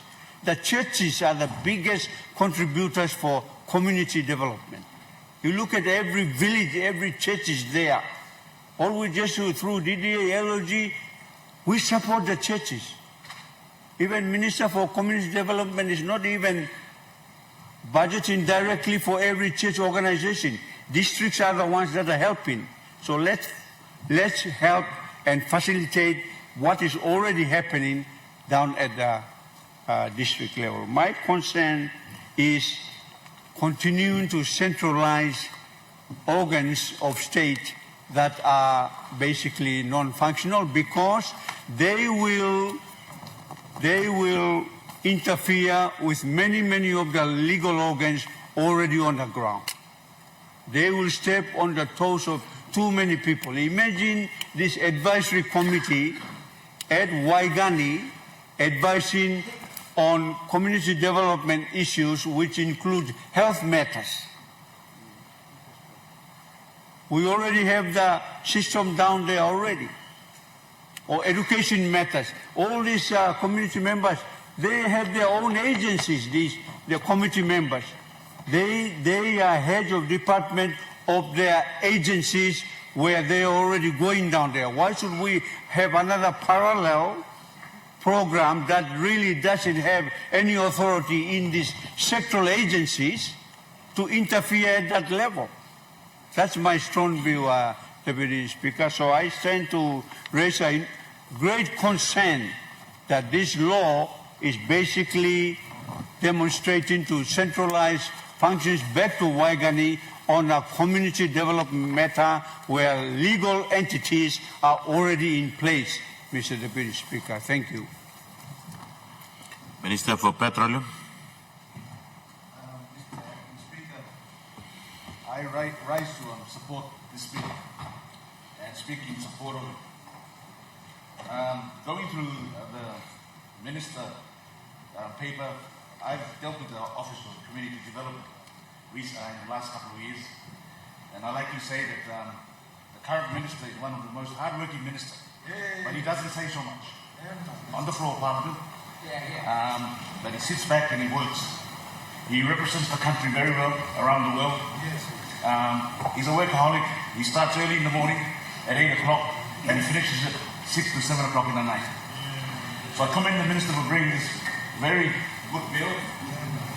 This bill, I think, I like to comment that I think the member for Abba has misplaced these arguments. This doesn't centralize the work of the community development. This bill, in fact, gives recognition down to the districts that people in the district at the moment don't recognize that our most vulnerable people, like our elderly, disability people, our women, children, youth, survivors of gender-based violence, these people don't get they're not recognized because we don't have a central functioning officer. Like, this is a profound bill. This bill, now you look at DDA and you can start it. This is what this bill is speaking about. We're giving focus in the district. In the last 2 years, me asking community development officer, who is down in my district working? And there is nobody. This bill now will give focus and recognition. Now, I'm no sit down. This like minister, I'm using department plan, only start work finish. The last 2 years, all working programs work finished. Down the district, let me put in a program come. We need a development center. People go ask him and funding 50%, people district funding 50%. Now we have the most modernized building in Isara, a 2-story building now constructed. Because not the minister. Now work plan. So you sit back and like helping, he won't help, but if you go and look at him in the office building, he's been helping us. Now I'd like to commend the minister. Now we've had a dysfunctional system living in the most vulnerable people living in the district. This bill is not about central government. He's bringing this bill in to talk about our people down in the district. Now you look at it, it's a bill too when we talk. Now our managers sit on office plan down there. All the officers of the provincial government and district, all the staff number, only dysfunctional. Now they will be focused in working in this new 2-story building down in Mesa. Now I can only speak for Esara district. I can't speak about the other district. But I commend this bill. Now, we looking for a bill to give him planning, helping me go back to districts. Now, on ward levels, we have a focal point now, we have a manager down below by sit-down in the district. Also, we have a district managers from DDA. So, me support him to the bill. Me know the planning to no. But Minister, congratulations, you bring him the bill come now and do a passing in the parliament. Now, me like over the honorable member, please, you give me support.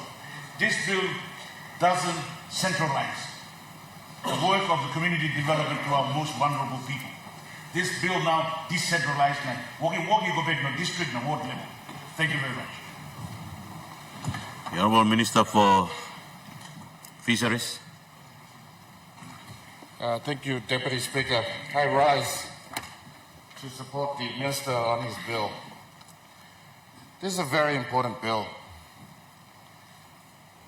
Lest you all forget, community development links all of us. Without community development, none of us will be here. Because it's a foundation, family foundation, built on community development. In the last couple of years, 49 years to be exact, as the Minister said, it's a forgotten ministry. We concentrated on other ministries and everything, but socially, this one affects the very people that we should be protecting. Those people up there, our children. Disabled children, handicapped children, battered wives. They don't have a voice. Their voice needs to be heard.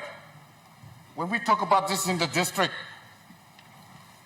it just comes and it dies. Nobody says anything. But the minister's used his initiative. He's brought the powerful people together. Don't kill the bill before it can show it's good. That is the lesson here.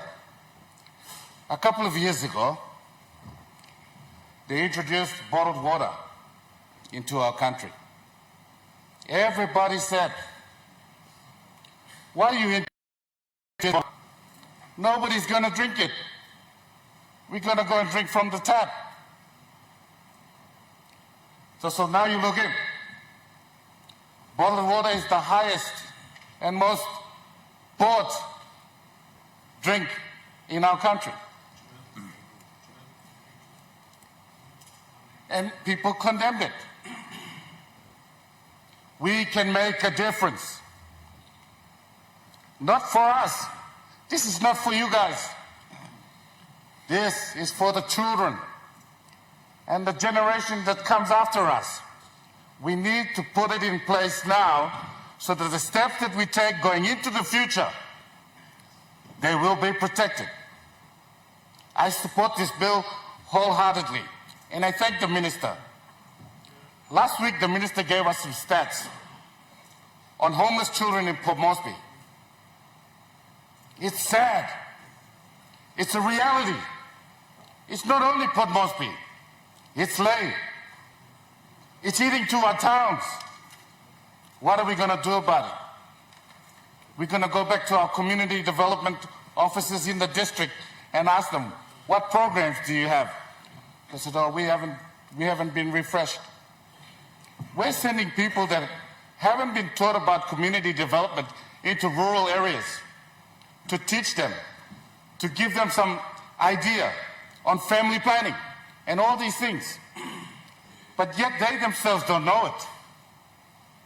This finally will give us something so that the people that we send out there have the idea, the mentality to make the changes that we all want. I agree with the Minister for Petroleum in his words. We need to do this now. And I fully support this bill. And I really hope those who have children, those who will be bubbles, this was something else. And by walk him, by protect him, or picking in the future. Thank you. The Honourable Member for Sinisina Yangumul. Thank you, Acting Speaker. I want to say there is no question about the integrity of the minister. He's a very good man, and he has a lot of credibility, and he usually does things for a lot of good reasons for our country. That's number one. Number two, we will support him in his work as a minister on any initiative he takes on matters that will advance the welfare of our communities and societies throughout Papua New Guinea. That's a given. Both sides of the floor can support him. It's just the nature and character of the way this bill is written that raises some questions. We're not saying generally he should not be advancing in that direction, but when he brings papers like this into the floor for us, then he should make sure through his department and advisors that it's written out properly to give him the results he wants and we all of us want. So on that note, there's whatever the Sepuka Temu, member for Abao, has said earlier, I endorse what he said. And on top of that, I also want to point out a couple of things about this bill.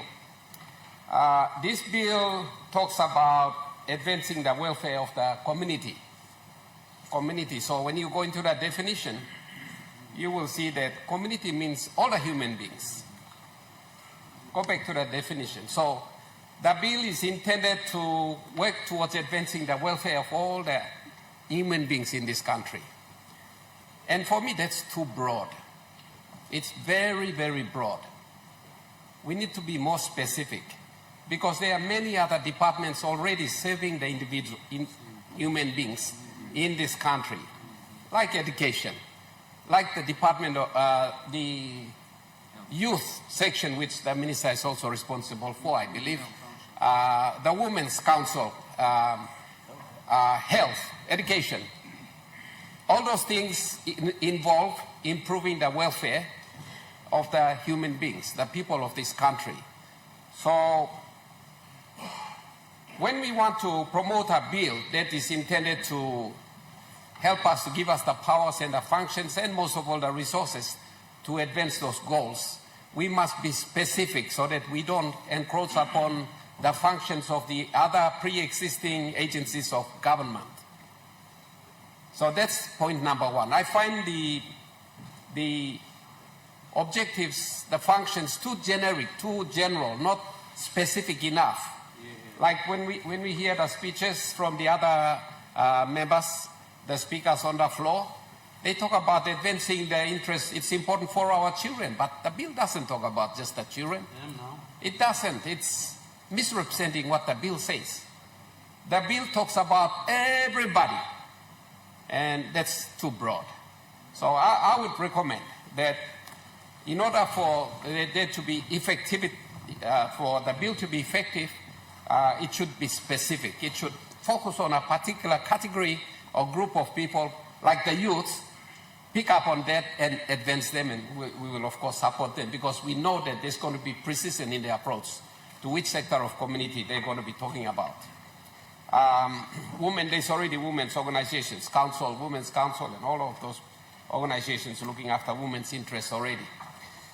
Second point I want to raise is my concern about the exclusion of DDAs. DDAs, the majority of us here are chairmen of DDAs. We are created by an act of parliament in here, and we are not included. Look at section 4, for example. Talks about the establishment of the community development system, and it talks about how they will align their work with the work of the national government, the provincial government, and the local level government, but the DDAs are not mentioned.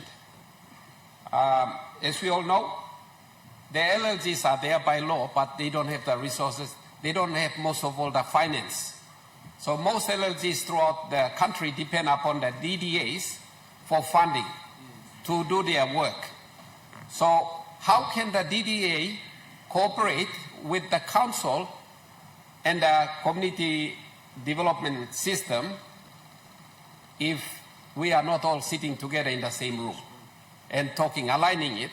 Because in order for, I know the national departments here don't get fully funded, and departments like community development get the lowest priority.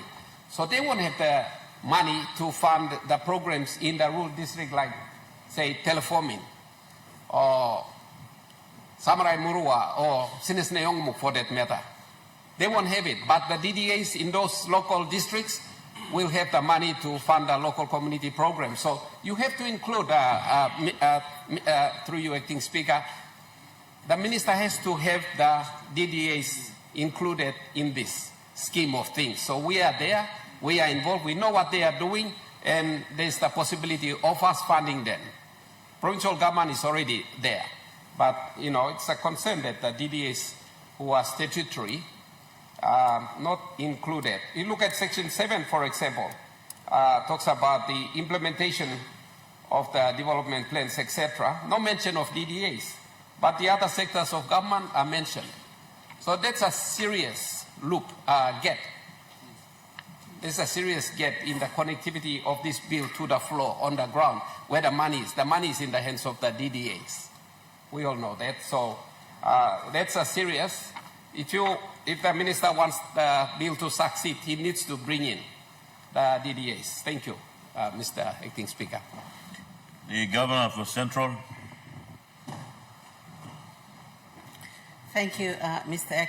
Acting Speaker. I would like also to contribute to the debate on this important bill. I want to start by commending the Minister for bringing to this floor this bill. I support the essence of the bill. I also want to acknowledge the work that he does in his portfolio as Minister. I want to point out and congratulate him for ensuring that the National Council of Women was established recently or the executives were appointed recently in KVN. So I want to congratulate him for that and thank the Governor for New Ireland for hosting that event in his province. I support the essence of this bill because it's talking about bottom-up planning, which is really important for a country like ours, where almost 87, 90% of our people are in rural areas, bottom-up planning is critical. So when I say I support the essence, that's what I'm supporting. The bottom-up planning, taking into account the community-driven development approach to development planning, is something that we already have as government. At the moment, together with World Bank, there is a project that's been funded that's called the Rural Service Delivery Project. In the pilot phase, it was called the Rural Service Delivery and Governance, Community Governance Project. In the scale-up phase, it's called the Rural Service Delivery Project. It's about bottom-up planning. It's about community-driven development planning. It's working to empower the community, the ward development plans with their chair, who is the councillor, the ward councillor, the LLG administration and the district administration is looking at empowering the administration level that are working with our people at the community level, as well as the ward development communities. So it's working through existing government system to strengthen that level of government, both political and administration. The important point, objective of this government, of this project, is to bring services down to the people, but services that are identified by the people themselves in ward communities through the Ward Development Committee.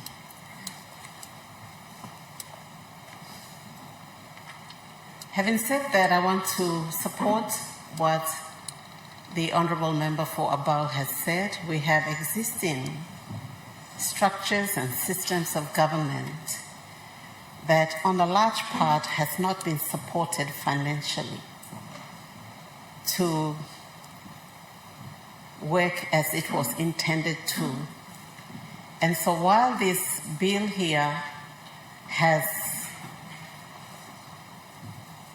the right intent, I agree that as I see this bill, it seems to be centralizing the functions that are already played by subnational governments and the structures, administrative structures at that level. So whether that keeps the bottom-up planning, to what extent will it be effective in maintaining the importance of bottom-up planning, community-driven development approach, for me is questionable. As Sepuka pointed out, the composition of the advisory committee at D-head level, I don't really see how that will function. I think at this point in time, we already have, again, I'm repeating myself, we already have systems of government, political structures that exist that have not been funded adequately to perform what it was intended to do, which is empower our people by building their capacities to be able to do their ward plans at ward level, to be able to do inclusive and participatory approach to ward level planning. And so we have had an example from the member for Kandep who has explained how that has happened in his community. I think there are places that we can strengthen and relook at, such as ward development committees. They are established when new political leaders come in at ward council level. And it should be more administrative so that the ward level planning is consistent regardless of political cycles. But the important point is they are actually consulting with leaders at the ward level to come up, identify projects that they put through. One of the sad realities is that we have seen LLG SIP funded only for 1 year in one term of government. And while it did demonstrate the strengthening of ward level planning and budget allocation, it unfortunately was shot dead before it even had the opportunity to demonstrate more how funding to that level, lower levels of government, can deliver perhaps more effectively on the ground, reducing the cost of service delivery at that level.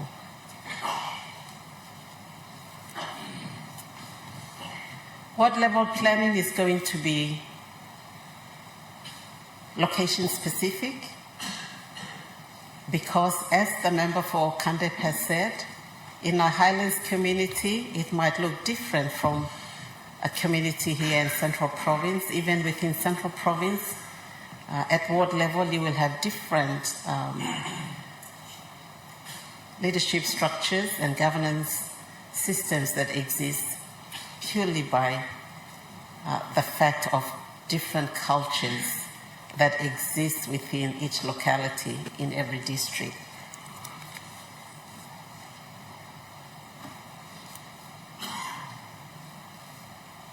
We have existing systems of government such as Council of Women, which is already a network on the ground where ward development committees can have the ward woman rep, Council of Women rep on the ward development committees. Same with the youth, same with the church rep. We also at provincial level already have appointed members, same as LLG, and at the provincial government where you have appointed members to the assembly, provincial assembly, women, youth, chiefs. In the case of Central, is actually covered in the organic law. On provincial local level governments, you have business reps. The thing is, the funding is not there. What we have at provincial level is not enough to fund these members who are already a voice at the provincial assembly level.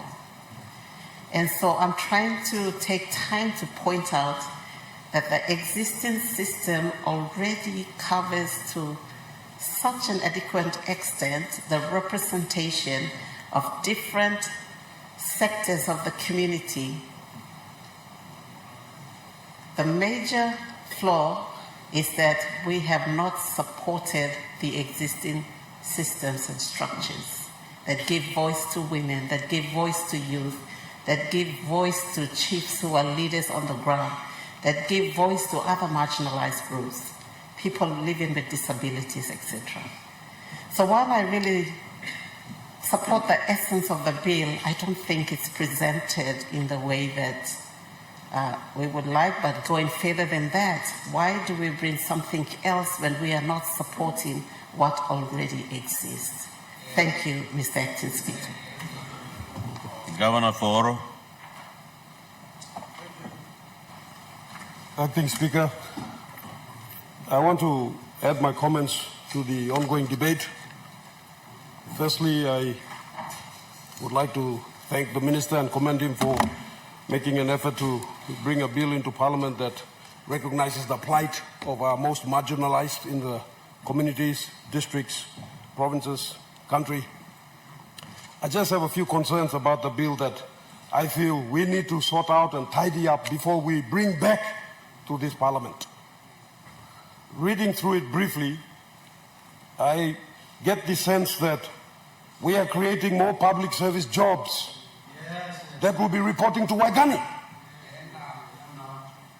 That's my problem or issue with this bill. These public servants that are going to be created, or these public service jobs that are going to be created, according to what I'm reading here, will be taken away from the provincial government system or the administration, deployed to the districts, and then reporting to Waigani. Why? We are sick and tired of Waigani swamp and having to come and line up here and beg for resources and funds to run our provinces. And now you're trying to create another parallel system. Doesn't make sense. I urge all governors to read this document very carefully before you all agree to this. Are we aiming to do away with 22 provinces and create 89 new provinces? Is that what we're doing here? Ministers, read your bills carefully before you bring them here. Your public servants are misleading you. That's what's happening here. This bill doesn't make sense to me.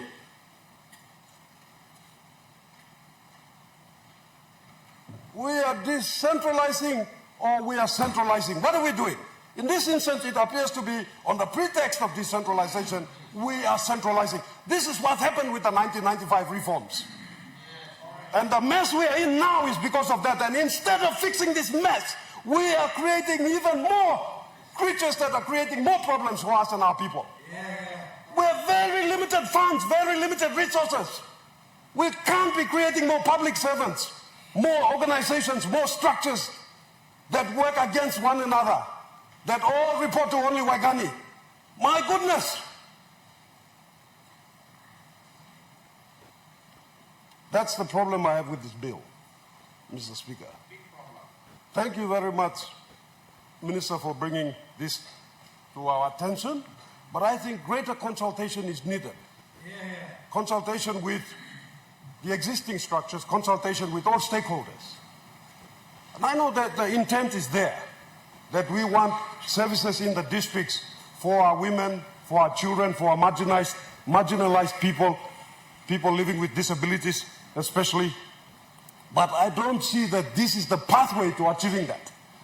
I think what we ought to do is allow the provincial governments to restructure their administrations to cater for this. And report to the districts and the provinces. And incorporate the DDAs too. So that all of us can work together rather than working against each other in our rush to Waigani, to line up and beg for resources again and again. So my colleagues here, both sides, my issue with this bill is that I don't think it's a complete document. I don't think proper consultation has taken place. Minister, you're a good minister, but your public servants are misleading you. And they've created a document to create more jobs for themselves, more committees, more parallel systems. Goodness. So I, for one, will not support this bill. And I urge all governors to read it very carefully and thoroughly before you agree to supporting this bill. I urge you to take this bill back, review it, consult stakeholders, consult provincial governments, and then we bring back a bill that is going to allow all of us to work together, decentralized, so we are not all running to Waigani Swamp. Thank you.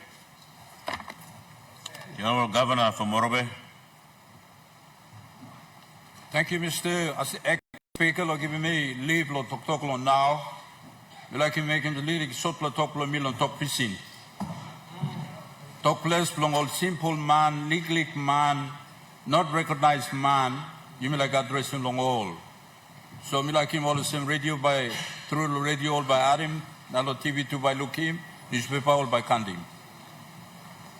Mr. Speaker, directing Speaker, this country blow you me before by me supporting bill, but me come to the point behind.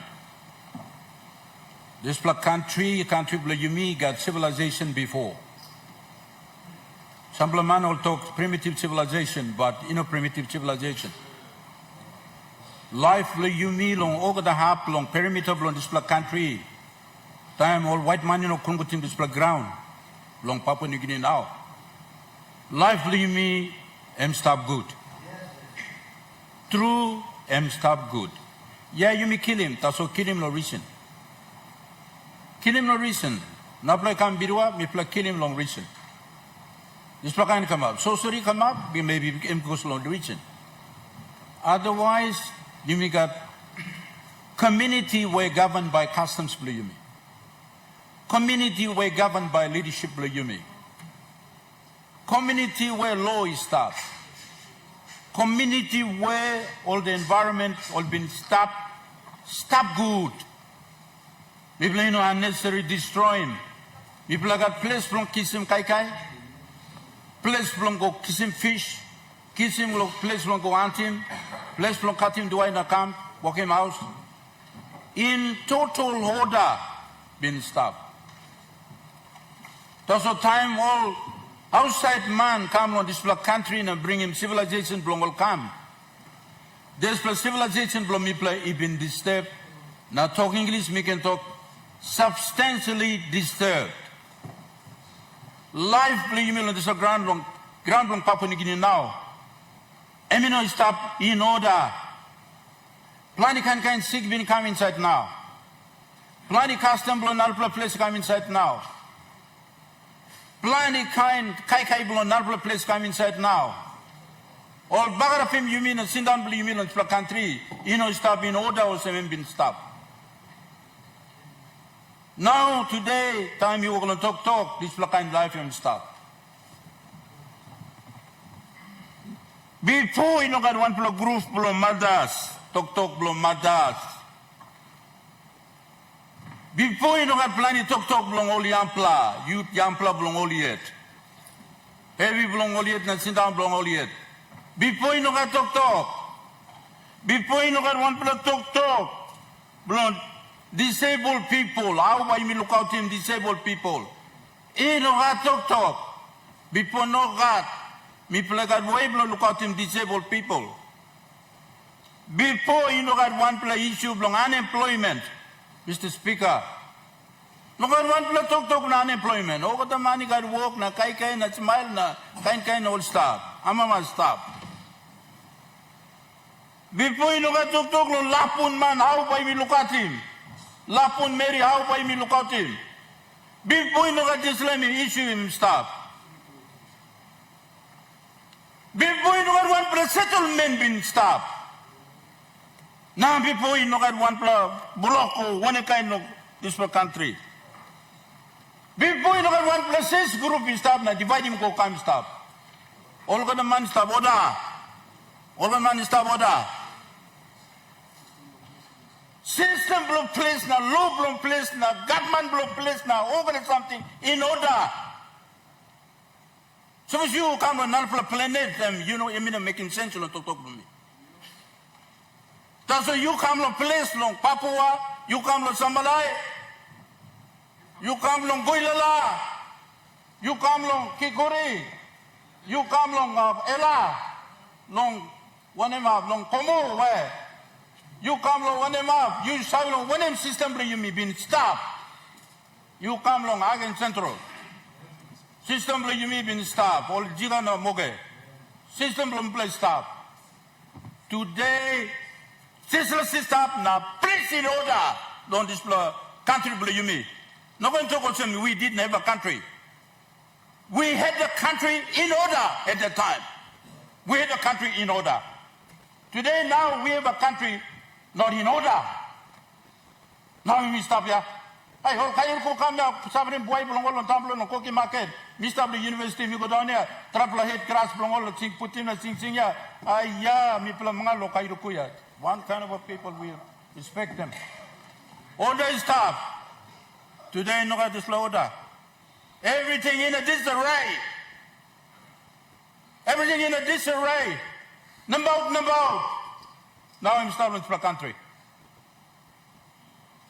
Now we have a system by the constitution of this country. Constitution was for country and come up mama law. And give it power on a lot of blood subordinate legislation by come up. Legally law on some council area by come up. Now, system now must be governed by the laws. Governed by the laws. Long country.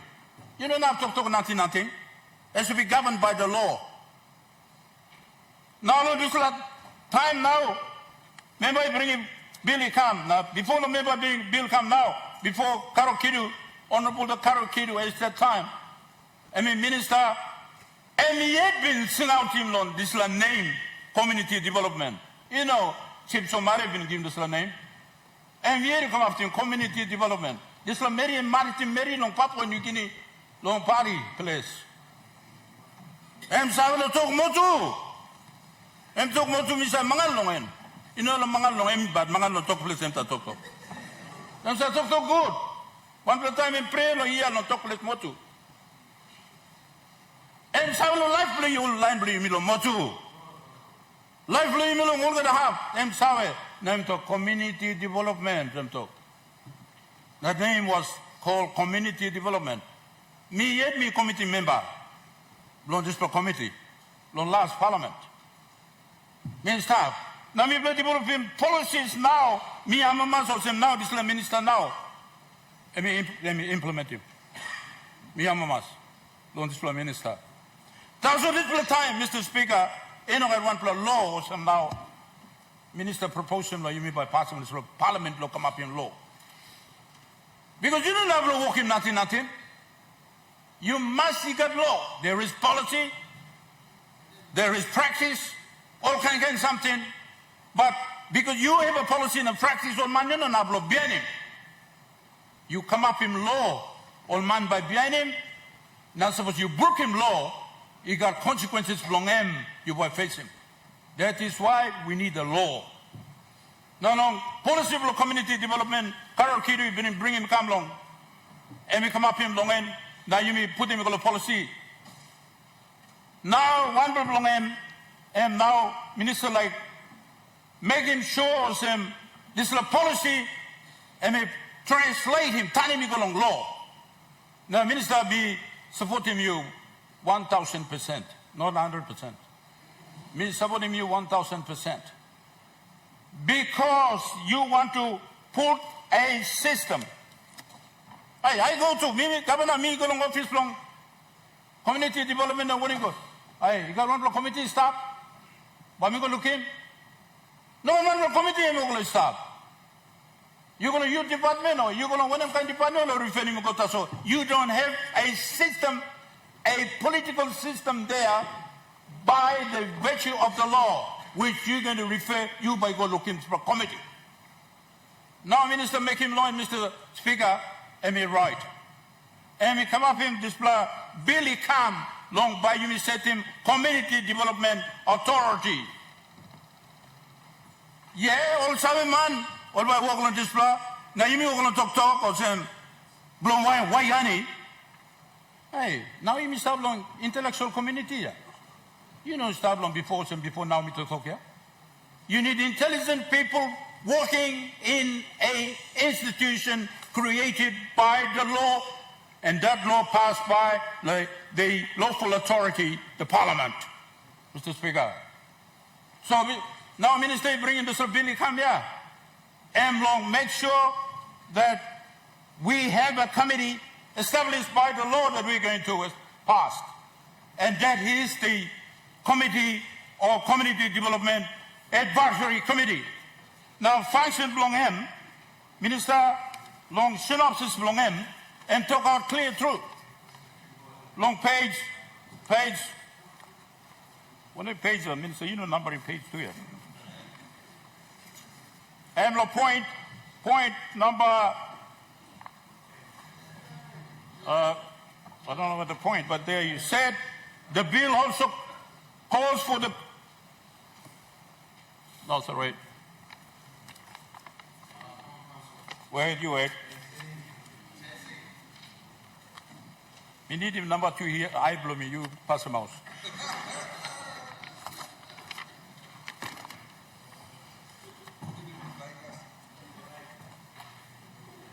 Yeah. Purpose belong committee, yeah. And we talk out clear. Page 5. Thank you, my governor. Calls for the creation of National Community Development Authority, and this committee will coordinate efforts between national, provincial, local level government, as well as with the civil society organization, churches, development partners. It will ensure that all stakeholders work together towards common goals, avoiding duplication of efforts as it is happening today, and ensuring the efficient use of the resources if the resources are provided. So this institution by staff, now you mean on one district or one LNG, you mean by come long all, now all by giving me sample of ting. Now maybe by walk one time, not okay ting, maybe two by giving more sample of ting long all. Now maybe by walk one time. There is a political institution there established by the law. Don't buy me come looking more. Before you know that, now by God, suppose you me passing this law, a bill. So and by some only by staff along only Mr. Speaker. Or some white elephant now will describe him all. Aye, we are changing with time. We're going to work with intellectual people. All by staff now by advising you me. Now you me by walk. Now this institution and by Sanab now thank you on consultation. Also you know about consultation. But Governor Bloro me do respect one to men. But this consultation. All man walk along office to help you. Now all for line of consulting all ya. Now all the same view belong him, view belong all. Now give him minister, this will ting. Long what is the you must make him? Long address him all this for a line, Mr. Speaker. Now, Mr. Speaker. Honorable Governor, you may get point of order. Honorable Member Governor Foro. With due respect to the good governor for Morobe, me talk lo side lo mipla lo province. Where administration lo me no been consulted. Provincial administration, community development division lo me, all stakeholders lo province lo me. Mipla no been consulted lo tsla. And by impacting province lo me and by impacting more people lo me too ya. So mipla need lo kisin fla consultation and pla too by making input come lo tsla bill. That's what we been talking saying. Suppose all been consulting good la governor blo Morobe na administration blan, okay, I'm good la. Almost working one kind of same lo get the province. I'm tas all point of order blo me. I must not talk also Inobin got consultation or Ibin got consultation because Mipla can confirm also Inobin got consultation for site Mipla. Thank you. Thank you, Honorable Governor. Honorable Governor Blo Morobe, you. Yeah, thank you, Long. Sorry, my name. Sorry, only no consult him. You. That's all consult him. Government Blo me. All consult him. Long when something all walk. Let me talk. You mean. Province by now work in isolation, one time national government. System of government established by the constitution. You must got national government. Now you must got provincial government. Now you must got local level government. That is why you mean this institution you like put him long national government, long stop now by you me by ember work one time you me or some now long synopsis me read him long end. And a good idea. So merely give him ting long minister, long make sure also whatever they do, no can lose them out provinces, no activity long provinces. Now people looks at Mr. Minister, Speaker, clear through long display institution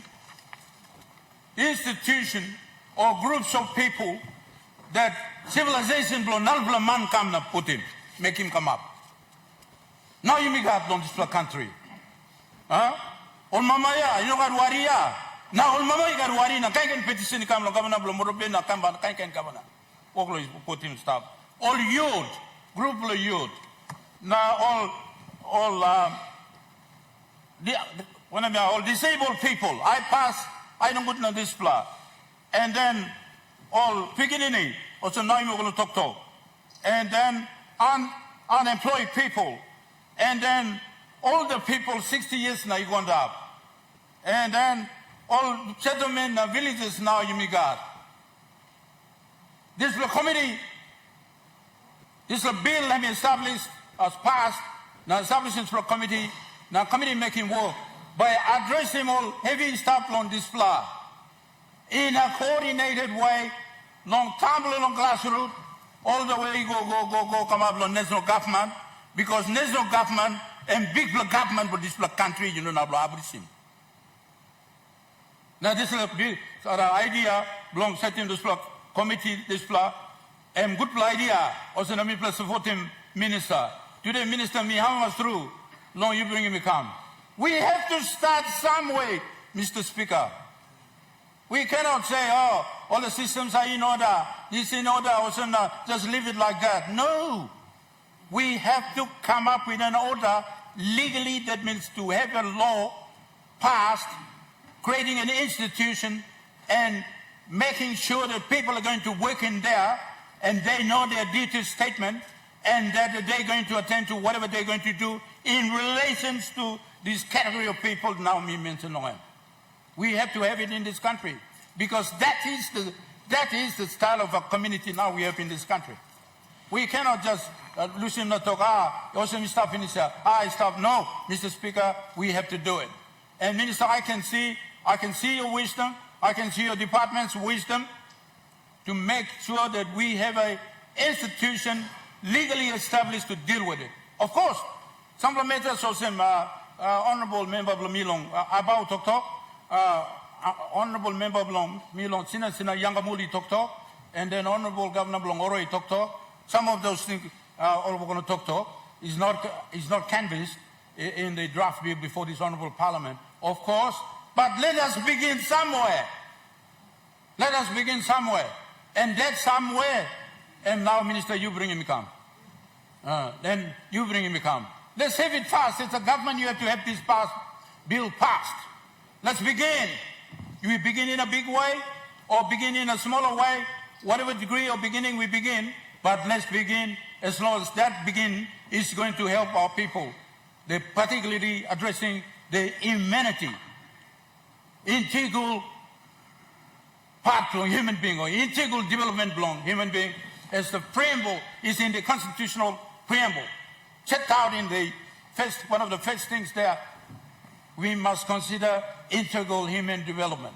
You know, you need to plan a rich man, money got money, or it's for something, you can concentrate on this plan. You may think long those people who start,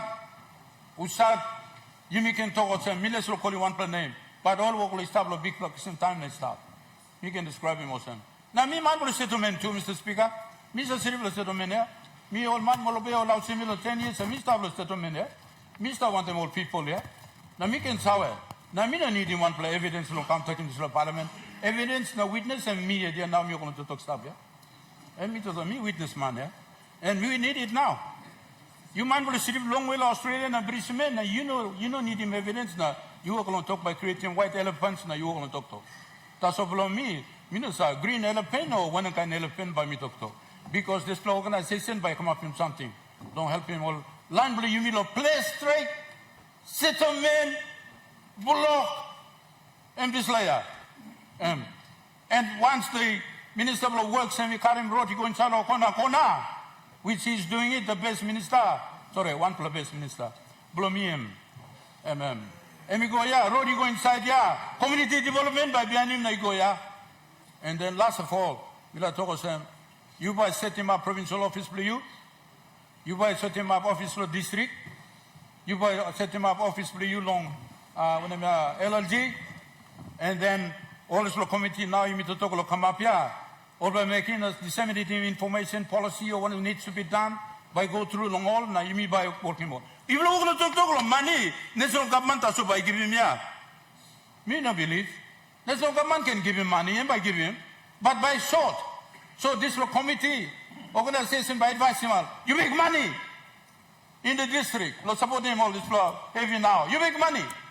No one stop. Committee by advice him, give him think, bring him some money, come start, plan the whole NGO. Honorable Governor. By giving money. So I'm sure when this organization is Honorable Governor, the bill, and when we pass the bill, Honorable Governor, time will you finish? So, Mr. Speaker, last but talk, good plan, Mari must stop. Me talk sem, Mari must stop. Thank you. But you must pass in this bill.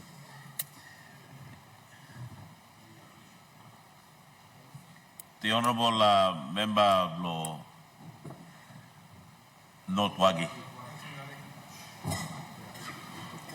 Thank you, Deputy Speaker, Lord Luksawalami. I like comment him, Minister of Community Development Law, one good bill and passion. I'm carrying law yellow floor of Parliament. Now why not by me? You meet talk no imi olgada by sabotim this bill. Kai can bill imi sa sabotim lo yellow parliament. Emplo outside. Emplo benefit him outside. So this bill. And by benefit him all man 80% of population or staff of rural place here.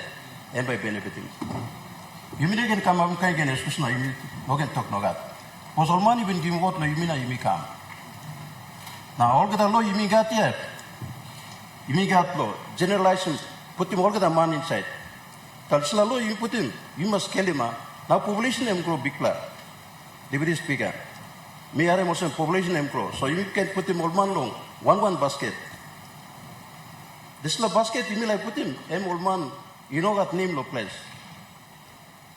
All staff lo place here. By me. Save them all. One last time we been talk. Deputy Speaker. You must change him. All man. Lo change him society.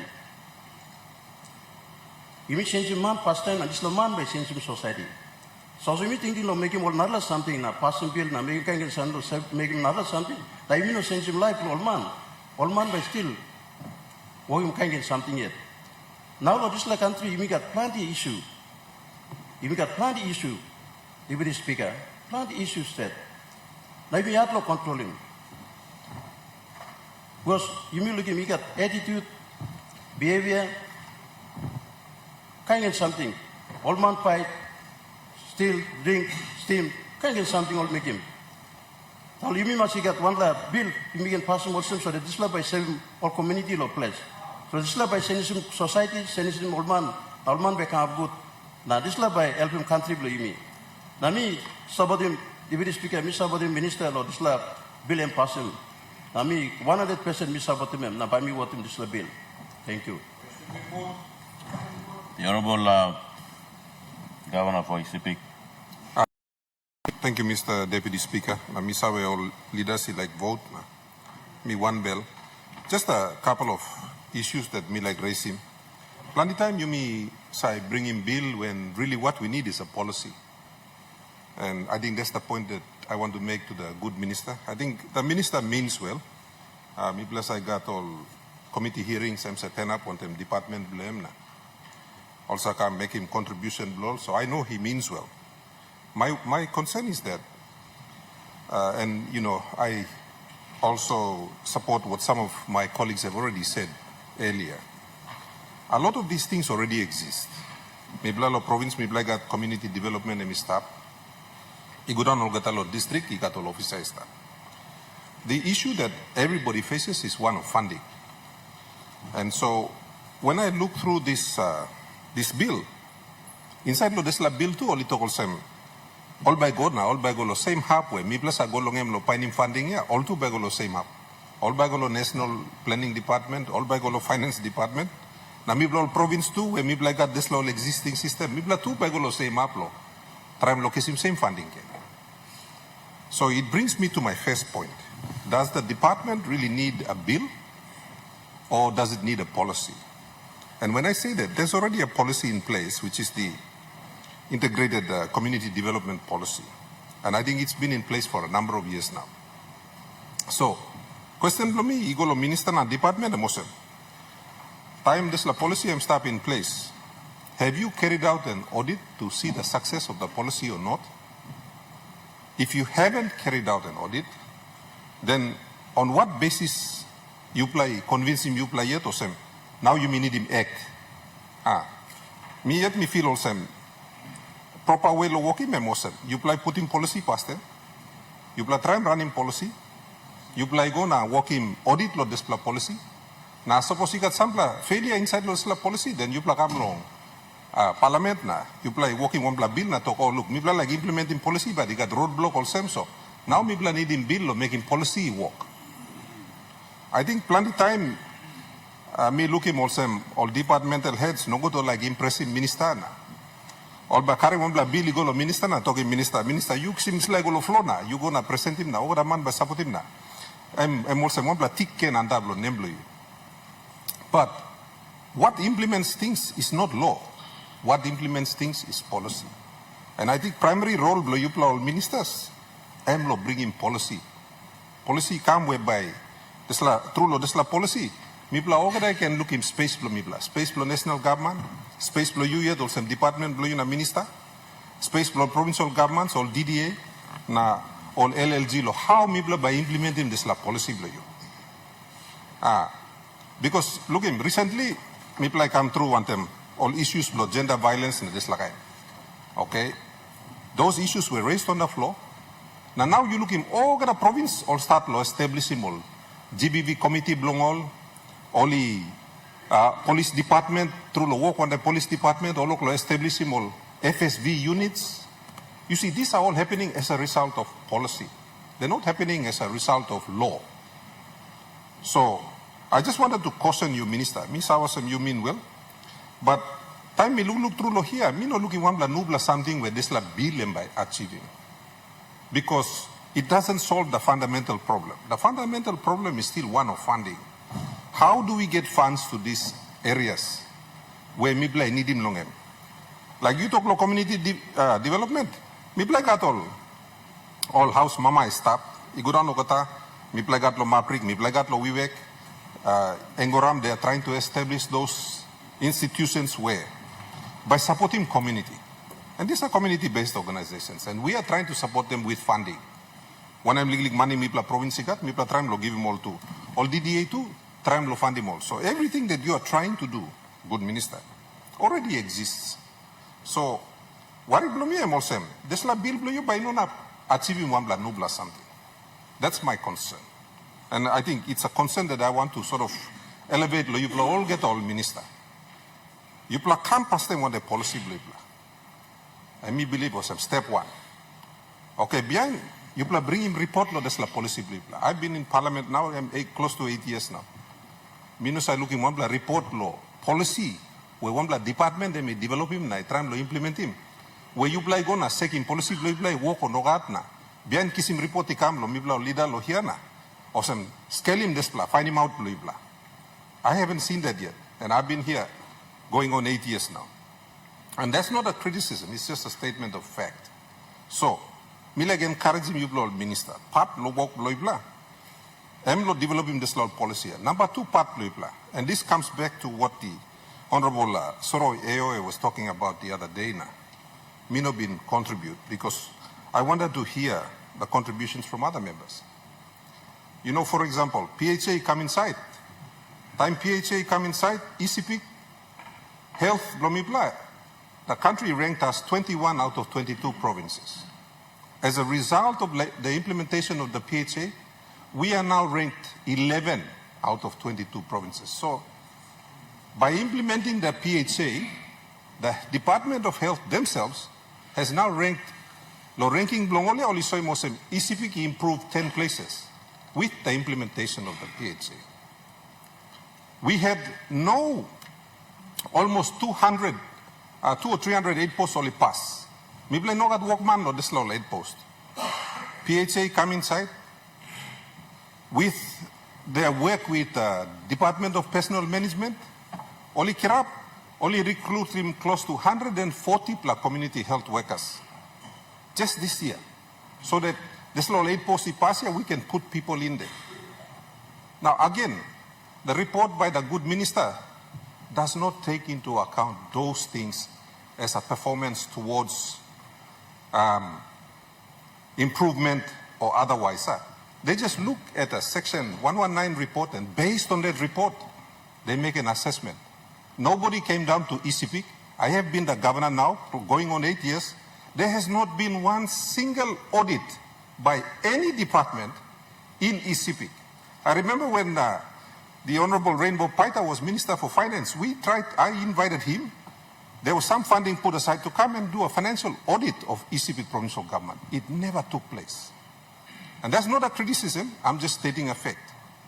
And I still say to all of the ministers, one of the ways that you can achieve your outcomes is by one, having a policy, and two, come down to the provinces and do audits. This is the thing that's missing. Everyone complains about spending money, but nobody does any audits. And my question is, whose job is that? In terms of community development, good minister, should your department not come down to ECP take a look at what is happening, and then come back and make an assessment.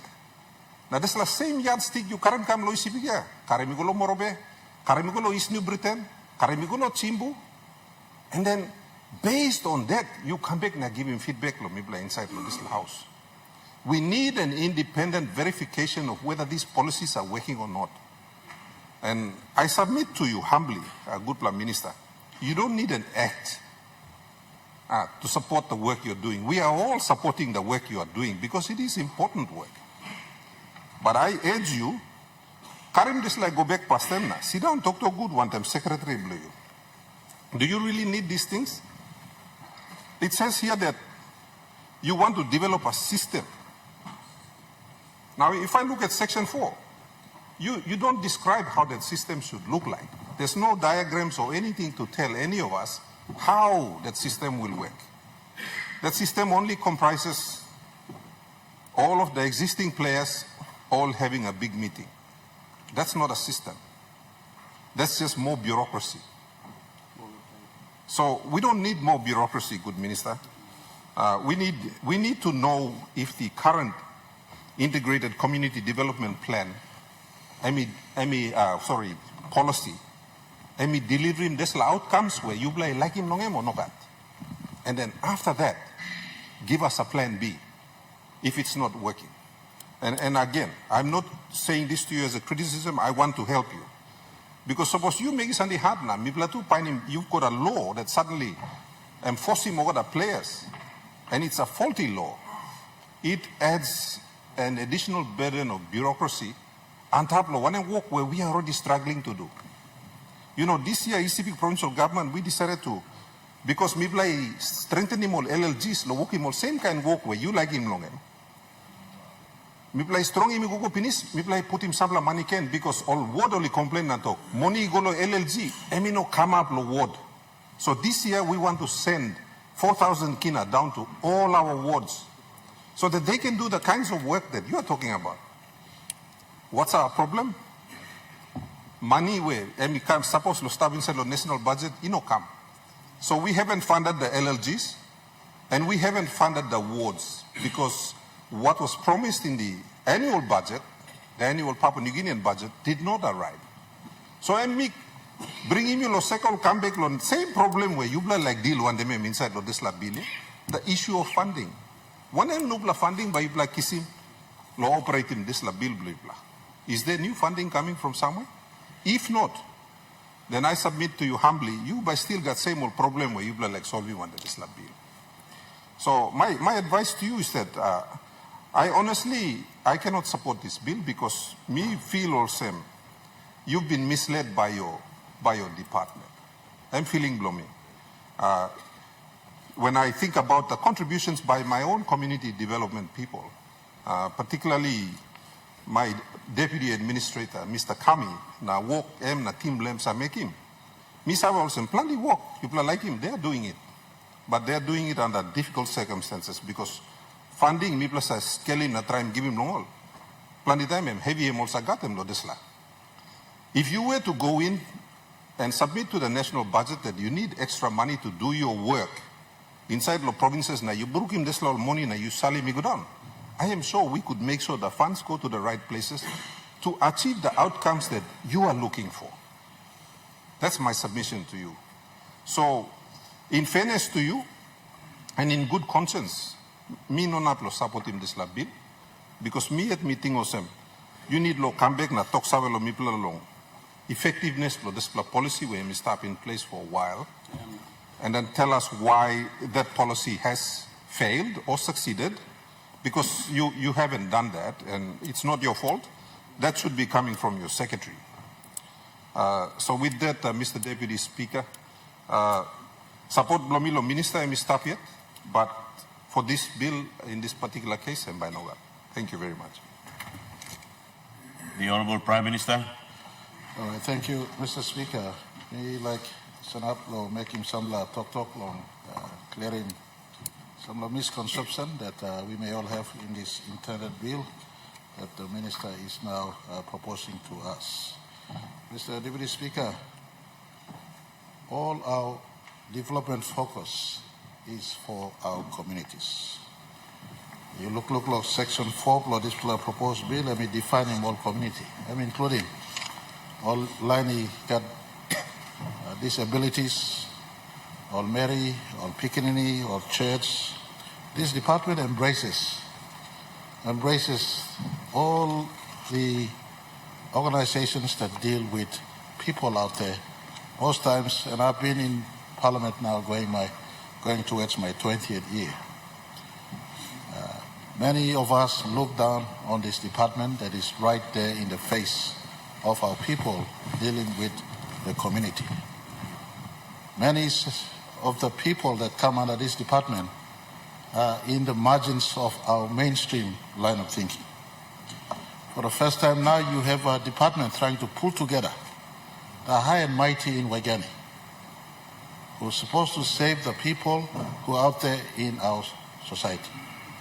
80% of our country, if not 90%, is still rural based in our country. That is why the organic law and provincial and local level government gives an elevated level of power to our provincial government systems and the governors to address many of our development objectives. This bill does not take that power away. I want to point to all of you, Section 26, for instance. Section 26 of this Act, let me read him. Section 26, subsection 1. Let me talk. The department shall, in mandatory terms, the department shall consult the relevant provincial government and local level government and the district development authority to ensure that the development of the district development centers is in compliance with this Act and other relevant laws. This is a subservient law to the organic law on provincial and local level government law. In the hierarchy of laws, this law fits into the organic law of provincial and local level government. Does not usurp the role of provincial governors, does not usurp the role of DDAs, rather complementary to work to make sure all of us are focused in the right space. I want to point to all of you a little provision. Section 24 of this law talks about total alignment, for instance, of all development partner investment in our country. Sometimes under the auspices of development aid, many development pathways that may not be friendly to the culture of our country may come in straight into districts, into province, into other parts. This department is a centerpiece department that holds together all focus of our community. When you look at Section 24, it talks about any development aid partners, you must submit consistent with the national plan, provincial plan, district plan. You know, making work yet. Example, when this country don't like homosexuality, you don't bring programs on homosexuality into this. Comes through a gated. What is the role of this department? That is this department, centerpiece to embrace all functions of development in our community. National government has a role as arbitrator, as middleman. Sometimes when you talk about development, the contest that takes place between governors and open members comes into play. Who do you expect to arbitrate and facilitate or ensure all work is taking place? You will call upon national government to come into play. I want to give assurance to all of you. You look, for instance, in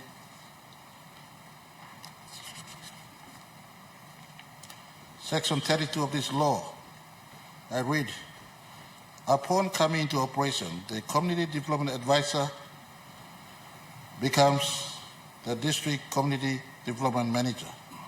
The community development officer employed by the provincial administration is not going to create new positions. Whoever is already employed in every provincial structure you have a community development officer in the province and in the district.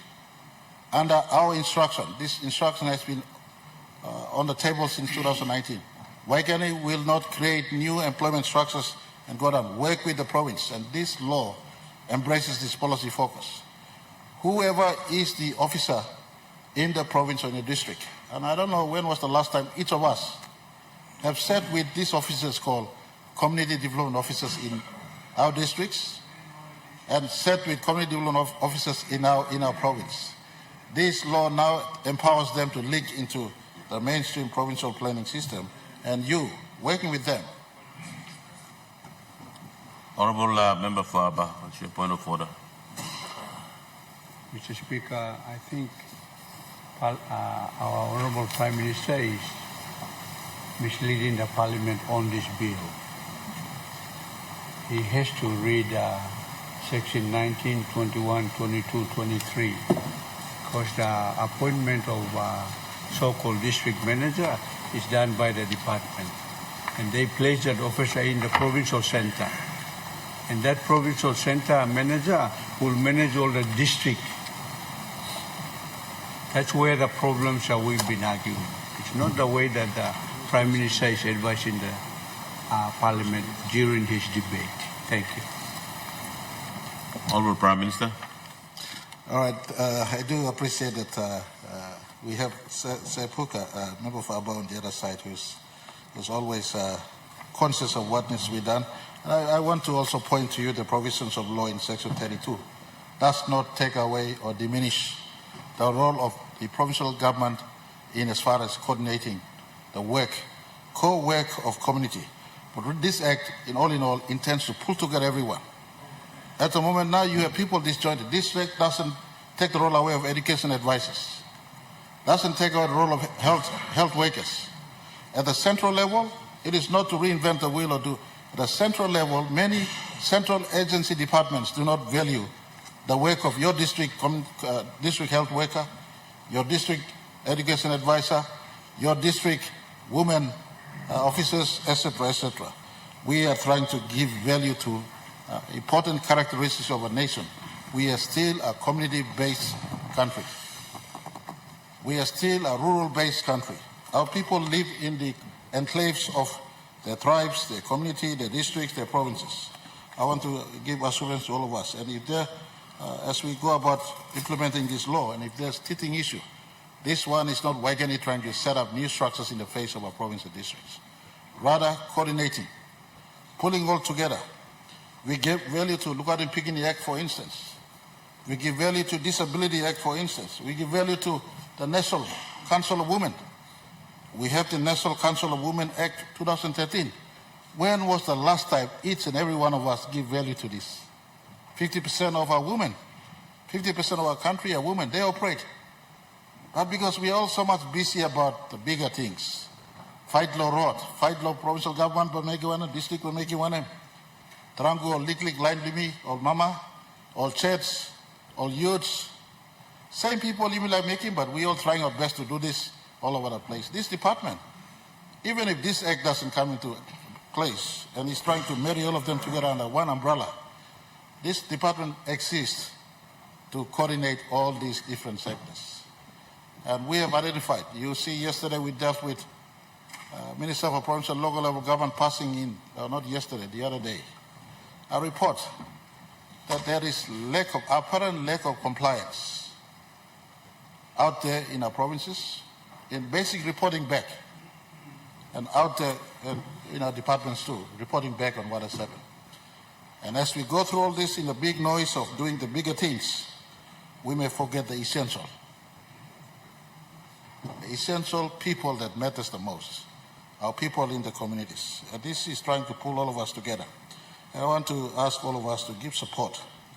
If there are ways to improve this one, and if this law eats into and erodes the work of the organic law and provincial and local level government, which I do not see this law affecting that higher law. That higher law remains. The power of you is not taken away in as far as governorship is concerned.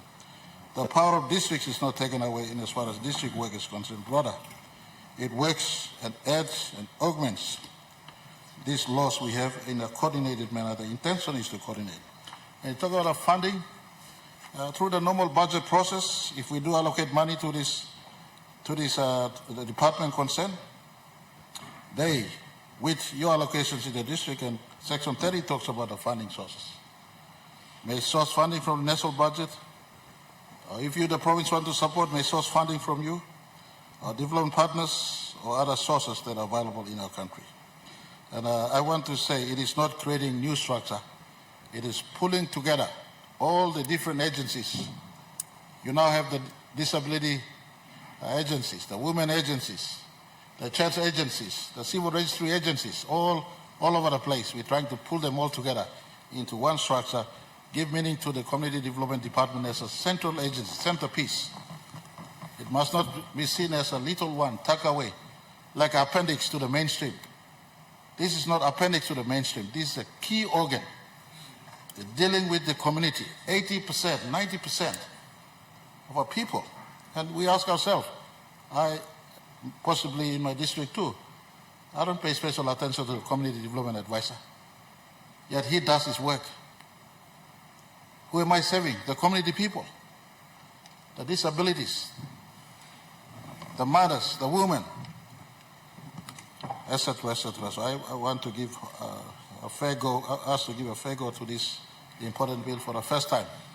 Our minister has taken serious effort into trying to pull all the different agencies around under one umbrella and one framework, making a system work, and also highlighting to the giants of Waigani, Secretary Treasury, Secretary Finance, Secretary Justice, and all the giants of Waigani, in an ex-officer capacity. If they're not available, the deputy or the designate, the proxy is available to try to address your district issues in as far as youth is concerned, women is concerned, child is concerned, community is concerned, your provincial issue. This one is to assist your provincial governments and districts amplify your community issue at a centralized level so that you get assisted better. And also all development partners who want to come in. I propose this bill for us to support. If there are any ways to improve, we have 1 year before 2027 elections. Suggest those ways where we can improve. Many times we all just come on the floor. This bill was given to us, and I could understand. Only Tuesday it was put on notice and circulated, so some of you may not have read it properly. But take it home with you if this parliament does pass it. Take it home. In the heart of this is really the 80–90% of our community who've been left behind. We just have to bring them all into a centralized approach and hopefully approach them centralized, not for Waigani to do it. Waigani just coordinate, but for your districts and provinces to know important people are in our midst. I put question to this process, Mr. Deputy Speaker, and allow you to move it to the next stage. Question put. The question is that the question be put. Those in favor say aye. Those against say no. Ayes have it. Clerk. Sorry. The question is that the bill now be read the second time. Those in favor say aye. And those against say no. Ayes have it. Clerk. Second reading, a bill for an act. A, to establish the National Community Development System, and B, to implement and coordinate the functions of the department responsible for community development and religious matters at the sub-national levels in a centralized manner. Honorable members, I have to announce that I have received a message from His Excellency the Governor General dated 28 May 2025 recommending the expenditure of public money of Papua New Guinea in accordance with Section 210 of the Constitution insofar as the bill relates to and provides for such expenditure. Minister for Community Development, Religion and Youth. Mr. Speaker, I ask leave of the Parliament to move the third reading forthwith. Is leave granted? Minister for Community Development.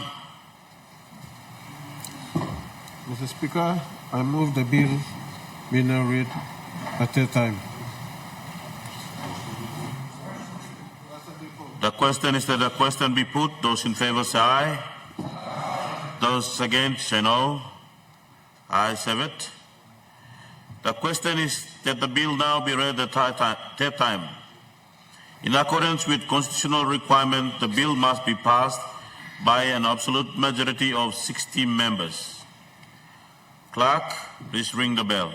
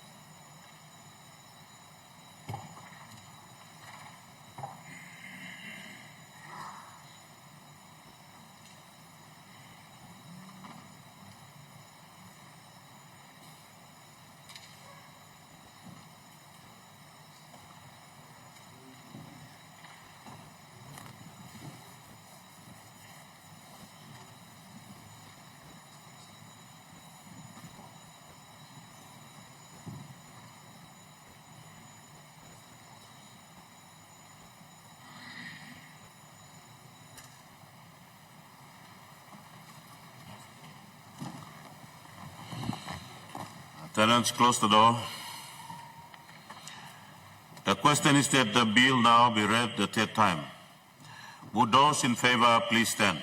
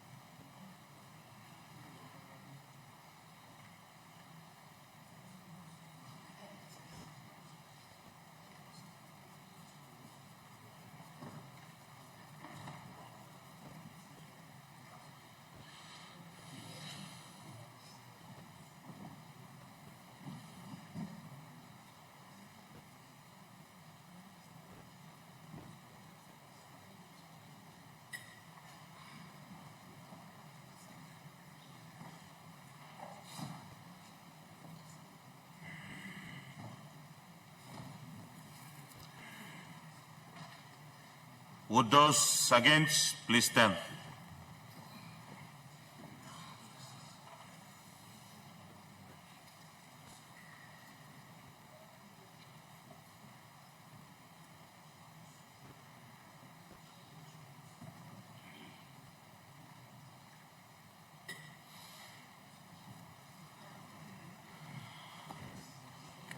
Honorable member for Kandep, we still have the counting in progress, so you may not step out of your seat.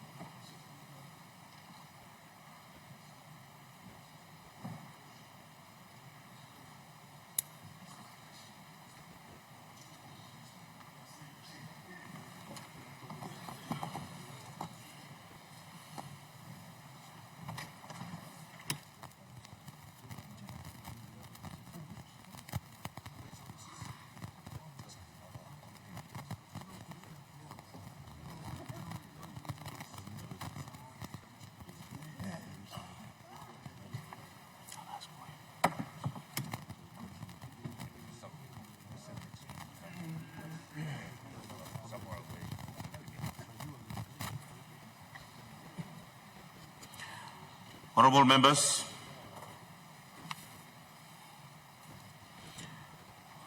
those who vote in favour of the bill 49 and noes 7. Leader of Government Business.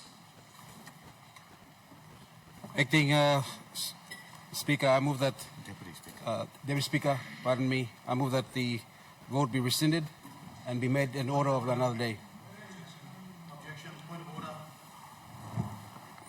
Honourable Opposition Leader, what's your point of order? Acting Speaker, this is an honourable House. All members of Parliament just took a vote, and the vote has to be honoured.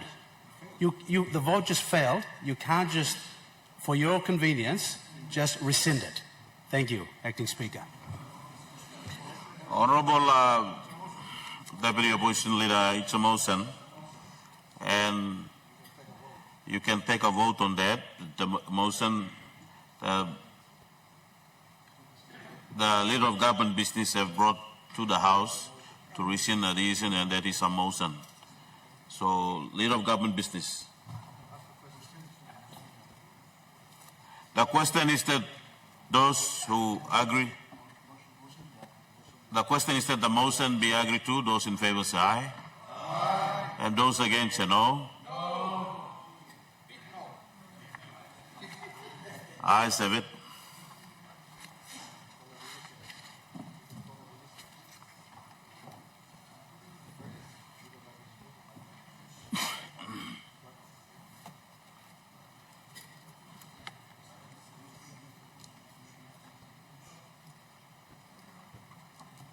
Clerk. Notice number 141, Minister for Rural and Economic Development.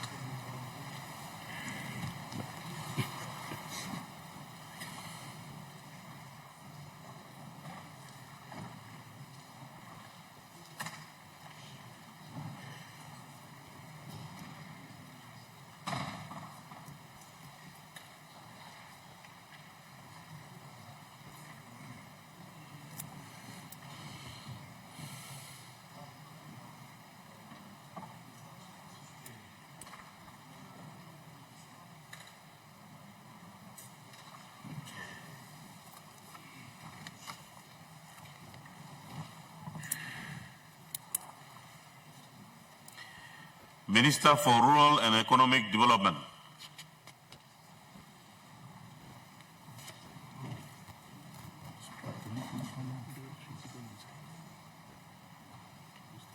Mr. Speaker, I present the Habas Amendment Bill 2025. Clerk. First reading, a bill for an act to amend Habas Act, Chapter 240 on provisions relating to the powers of the Independent Consumer and Competition Commission and for related purposes. Minister for Rural and Economic Development. Mr. Acting Speaker, I ask leave of the Parliament to move the second reading forthwith. Leave granted. Minister for Rural and Economic Development.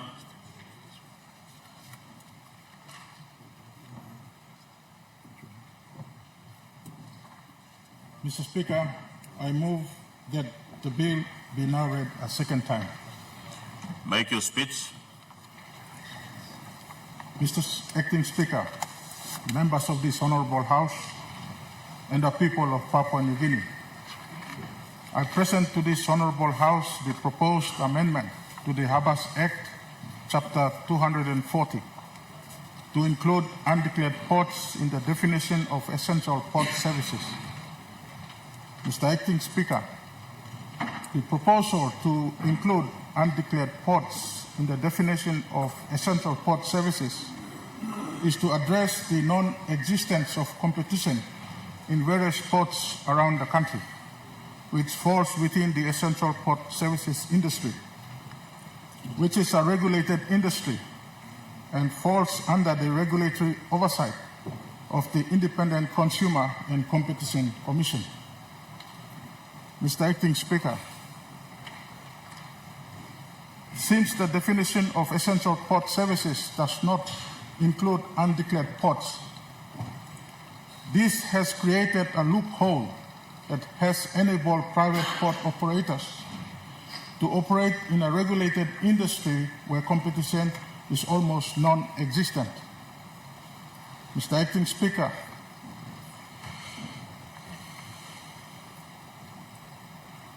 whether these ports were built by the state or privately owned and operated, there is no regulatory oversight over these undeclared ports, which has created inflated and artificial tariffs that in most cases do not reflect appropriately against the level of services provided and services that are not provided. Mr. Acting Speaker, the Independent Consumer and Competition Commission, or ICCC, is empowered by Section 5 of the Independent Consumer and Competition Commission Act of 2002 to promote economic efficiency and protect the long-term interest of consumers through prices and service standards while promoting competition in Papua New Guinea. Mr. Acting Speaker, the ICCC can only regulate the essential port services industry within the parameters of declared ports. Due to this loophole, this gives rise to instances where a private port operator will have market dominance in an isolated area, lacking land, sea, and air transport. Hence, the high costs charged by these port operators will be passed down to retail and wholesale prices of goods and services supplied to be borne by consumers. Mr. Acting Speaker, the ICCC hereby proposes a long-term solution to address this legislative issue by amending the definition of essential port services under the Act. Once this is addressed, the ICCC will use its declaration powers under Section 33, subsection 1A of the ICCC Act to declare any entity that supplies essential port services as a regulated entity giving rise to the regulation of prices and protection of consumer interests. With that, Mr. Acting Speaker, I commend the proposed amendments to the Harbours Act, chapter number 240, to this Honourable House. Thank you very much.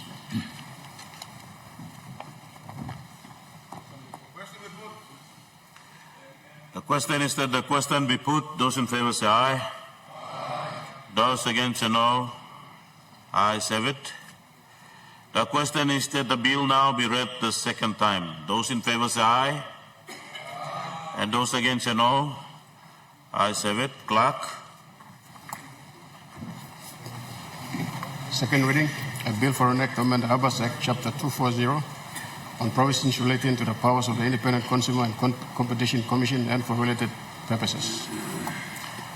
Minister for Rural and Economic Development. Mr. Acting Speaker, I ask leave of the Parliament to move the third reading forthwith. Is leave granted? Minister for Rural and Economic Development. Mr. Speaker, I move that the bill be now read a third time. The Honourable Member for Abao. Thank you, Acting Speaker. I want to fully support this amendment, which is well overdue.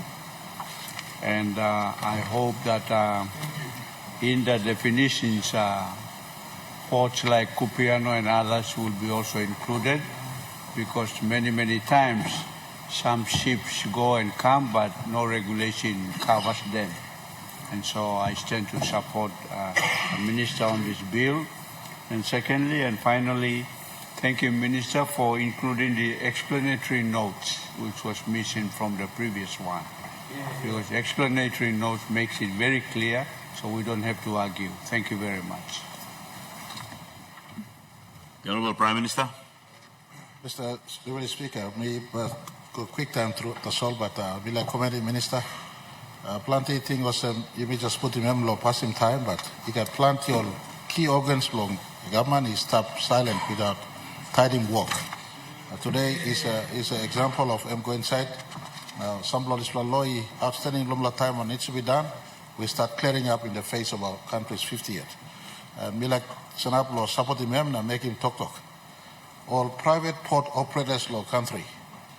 Country, you come inside, you must announce him, SIP come inside, now SIP go outside. Whether you come Karam DY or get some coffee or you come to private port display too, but look, some port operate close to PNG port sanction port operations. In along, stopping work long all, but operate in a manner in which you may clear us and only work good.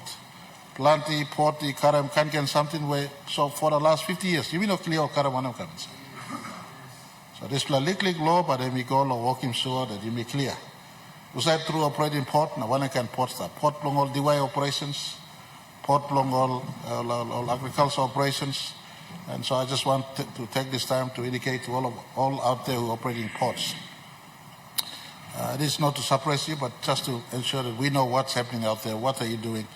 We have a government that is in place, report on what's happening out there, and for us to take stock correctly, because it is through these ports and through our airports and through our borders where many of things not produced in our country are coming into our country. We want to make sure we have regulation in that space. Thank you, Thomas. The question is that the question be put. Those in favor say aye. And those against say no. I say it. The question is that the bill now be read the third time. Those in favor say aye. And those against say no. I say it. Clerk. Third reading. A bill for an act to amend the Abbas Act, Chapter 240, on provisions relating to the powers of the Independent Consumer and Competition Commission and for related purposes. Thank you, Minister. One more. Clerk. Notice number 142, Minister for Rural and Economic Development.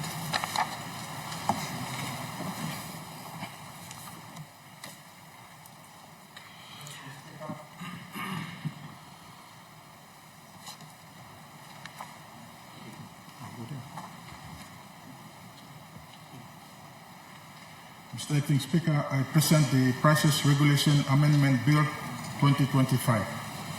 Clerk. First reading, a bill for an Act A to amend the Prices Regulation Act, Chapter 320, and B to regulate prices for the sale of certain goods and supply of certain services, and C to promote competition and consumer protection and for related purposes. Minister for Rural and Economic Development. Mr. Acting Speaker, I ask leave of the Parliament to move the second reading forthwith. Is leave granted? Minister for Rural and Economic Development. Mr. Speaker, I move that the bill be now read a second time. Minister, make your speech.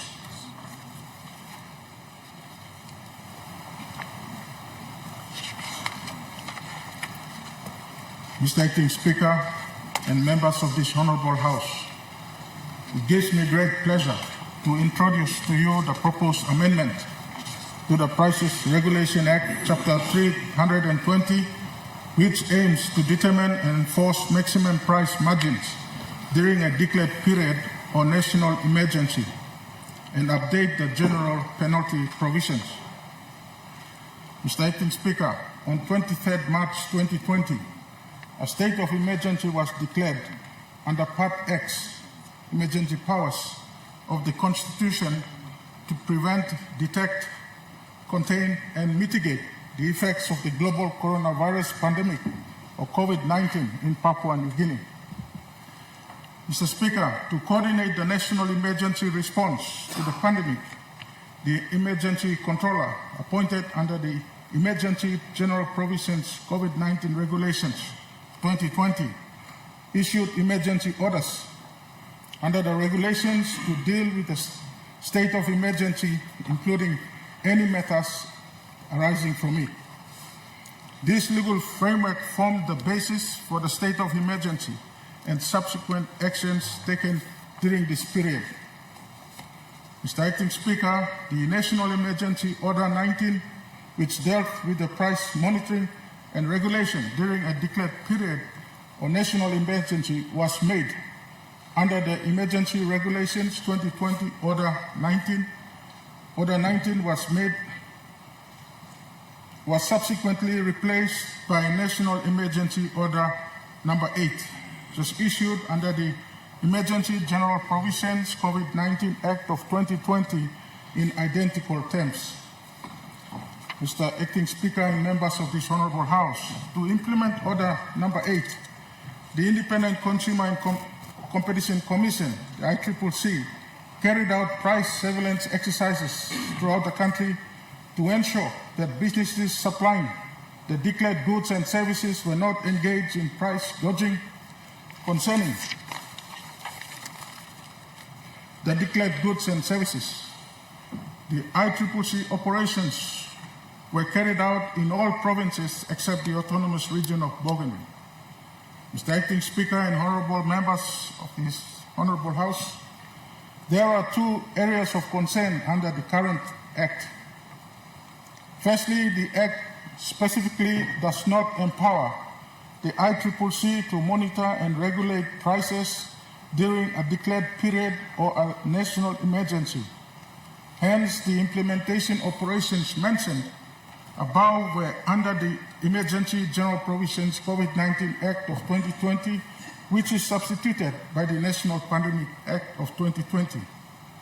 And secondly, the general penalty provisions under the Act are lesser and would be seen by prospective offenders in its current form as just a slap on the wrist and not a meaningful enough deterrent to prevent contraventions of the Act. Mr. Acting Speaker and honorable members, these amendments will address these grave concerns of the ICCC in depth. Firstly, the proposed amendment to the Act seeks to insert a new Part 3A, which provides for special powers of the Commission.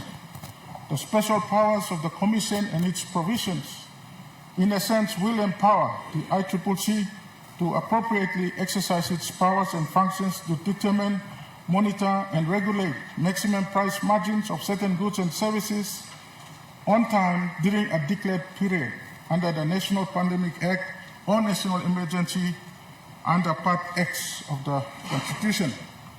And secondly, the proposed amendment to the general penalty provisions of the Act to increase the penalties to reprimand offenders and act as a deterrent against the contraventions of the Act. With that, Mr. Acting Speaker, I commend the proposed amendments to the Price Regulations Act, Chapter 320, to this Honourable House. Thank you. The Honourable Minister for Fisheries. Thank you, Acting Speaker, and I thank the good Minister for this amendment. In the COVID times, we had to do what we had to do to ensure that the price of imported goods and medicines that came in were regulated to ensure that our people could easily access these goods and services. And I thank the Minister for his paper now. It brings back the Commission where they can actually do some due diligence in ensuring that the price that we have now, because the economy has grown, the importation of goods and services has returned. So it is about this time that this Commission gets together, and the amendment is well in tune to do this at this point of time. My concern with the paper, not a concern, but an agreement with the Minister, is that the punishment and for the price control and the engagement of the price control to ensure that it deters people from price gouging. It deters people from raising the cost of essential goods and services is very welcome, because it's happening in our country, and I thank the Minister for his foresight in this and bringing this paper in, and I look forward to helping him to get people to ensure that they go to all provinces in our country to ensure that the price is the right price for our people. Thank you. The question is that the question be put. Those in favor say aye. Aye. And those against say no. Ayes have it. The question is that the bill now be read the second time. Those in favor say aye. And those against say no. Ayes have it. Clerk. Reading a bill for an act A, to amend the Price Regulation Act Chapter 320, and B, to regulate prices for the sale of certain goods and supply of certain services, and C, to promote competition and consumer protection and for related purposes. Minister for Rural and Economic Development. Mr. Acting Speaker, I ask leave of the Parliament to move the third reading forthwith. Is leave granted? Minister for Rural and Economic Development. Mr. Speaker, I move that the bill be now read a third time. The question is that the question be put. Those in favor say aye.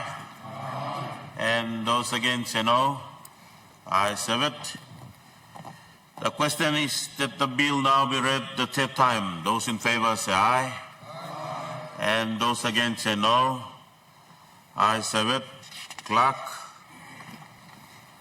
Third reading, a bill for an act A, to amend Price Regulation Act Chapter 320, and B, to regulate prices for the sale of certain goods and supply of certain services, and C, to promote competition and consumer protection and for related purposes.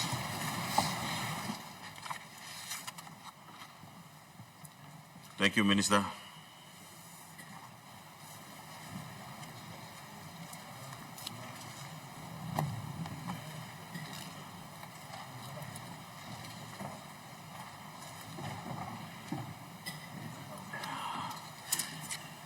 Leader of Government Business. Acting Speaker, I ask leave of Parliament to move a motion without notice. Leave granted. Aye. Leader of Government Business. Acting Speaker, I move that Parliament at its rising adjourn until Tuesday 3rd June, April 2025 at 10 o'clock p.m. or a.m.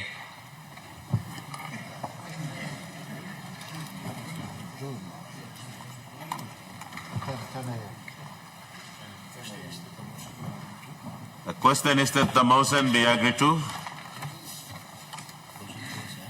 Those in favor say aye. Aye. And those against say no.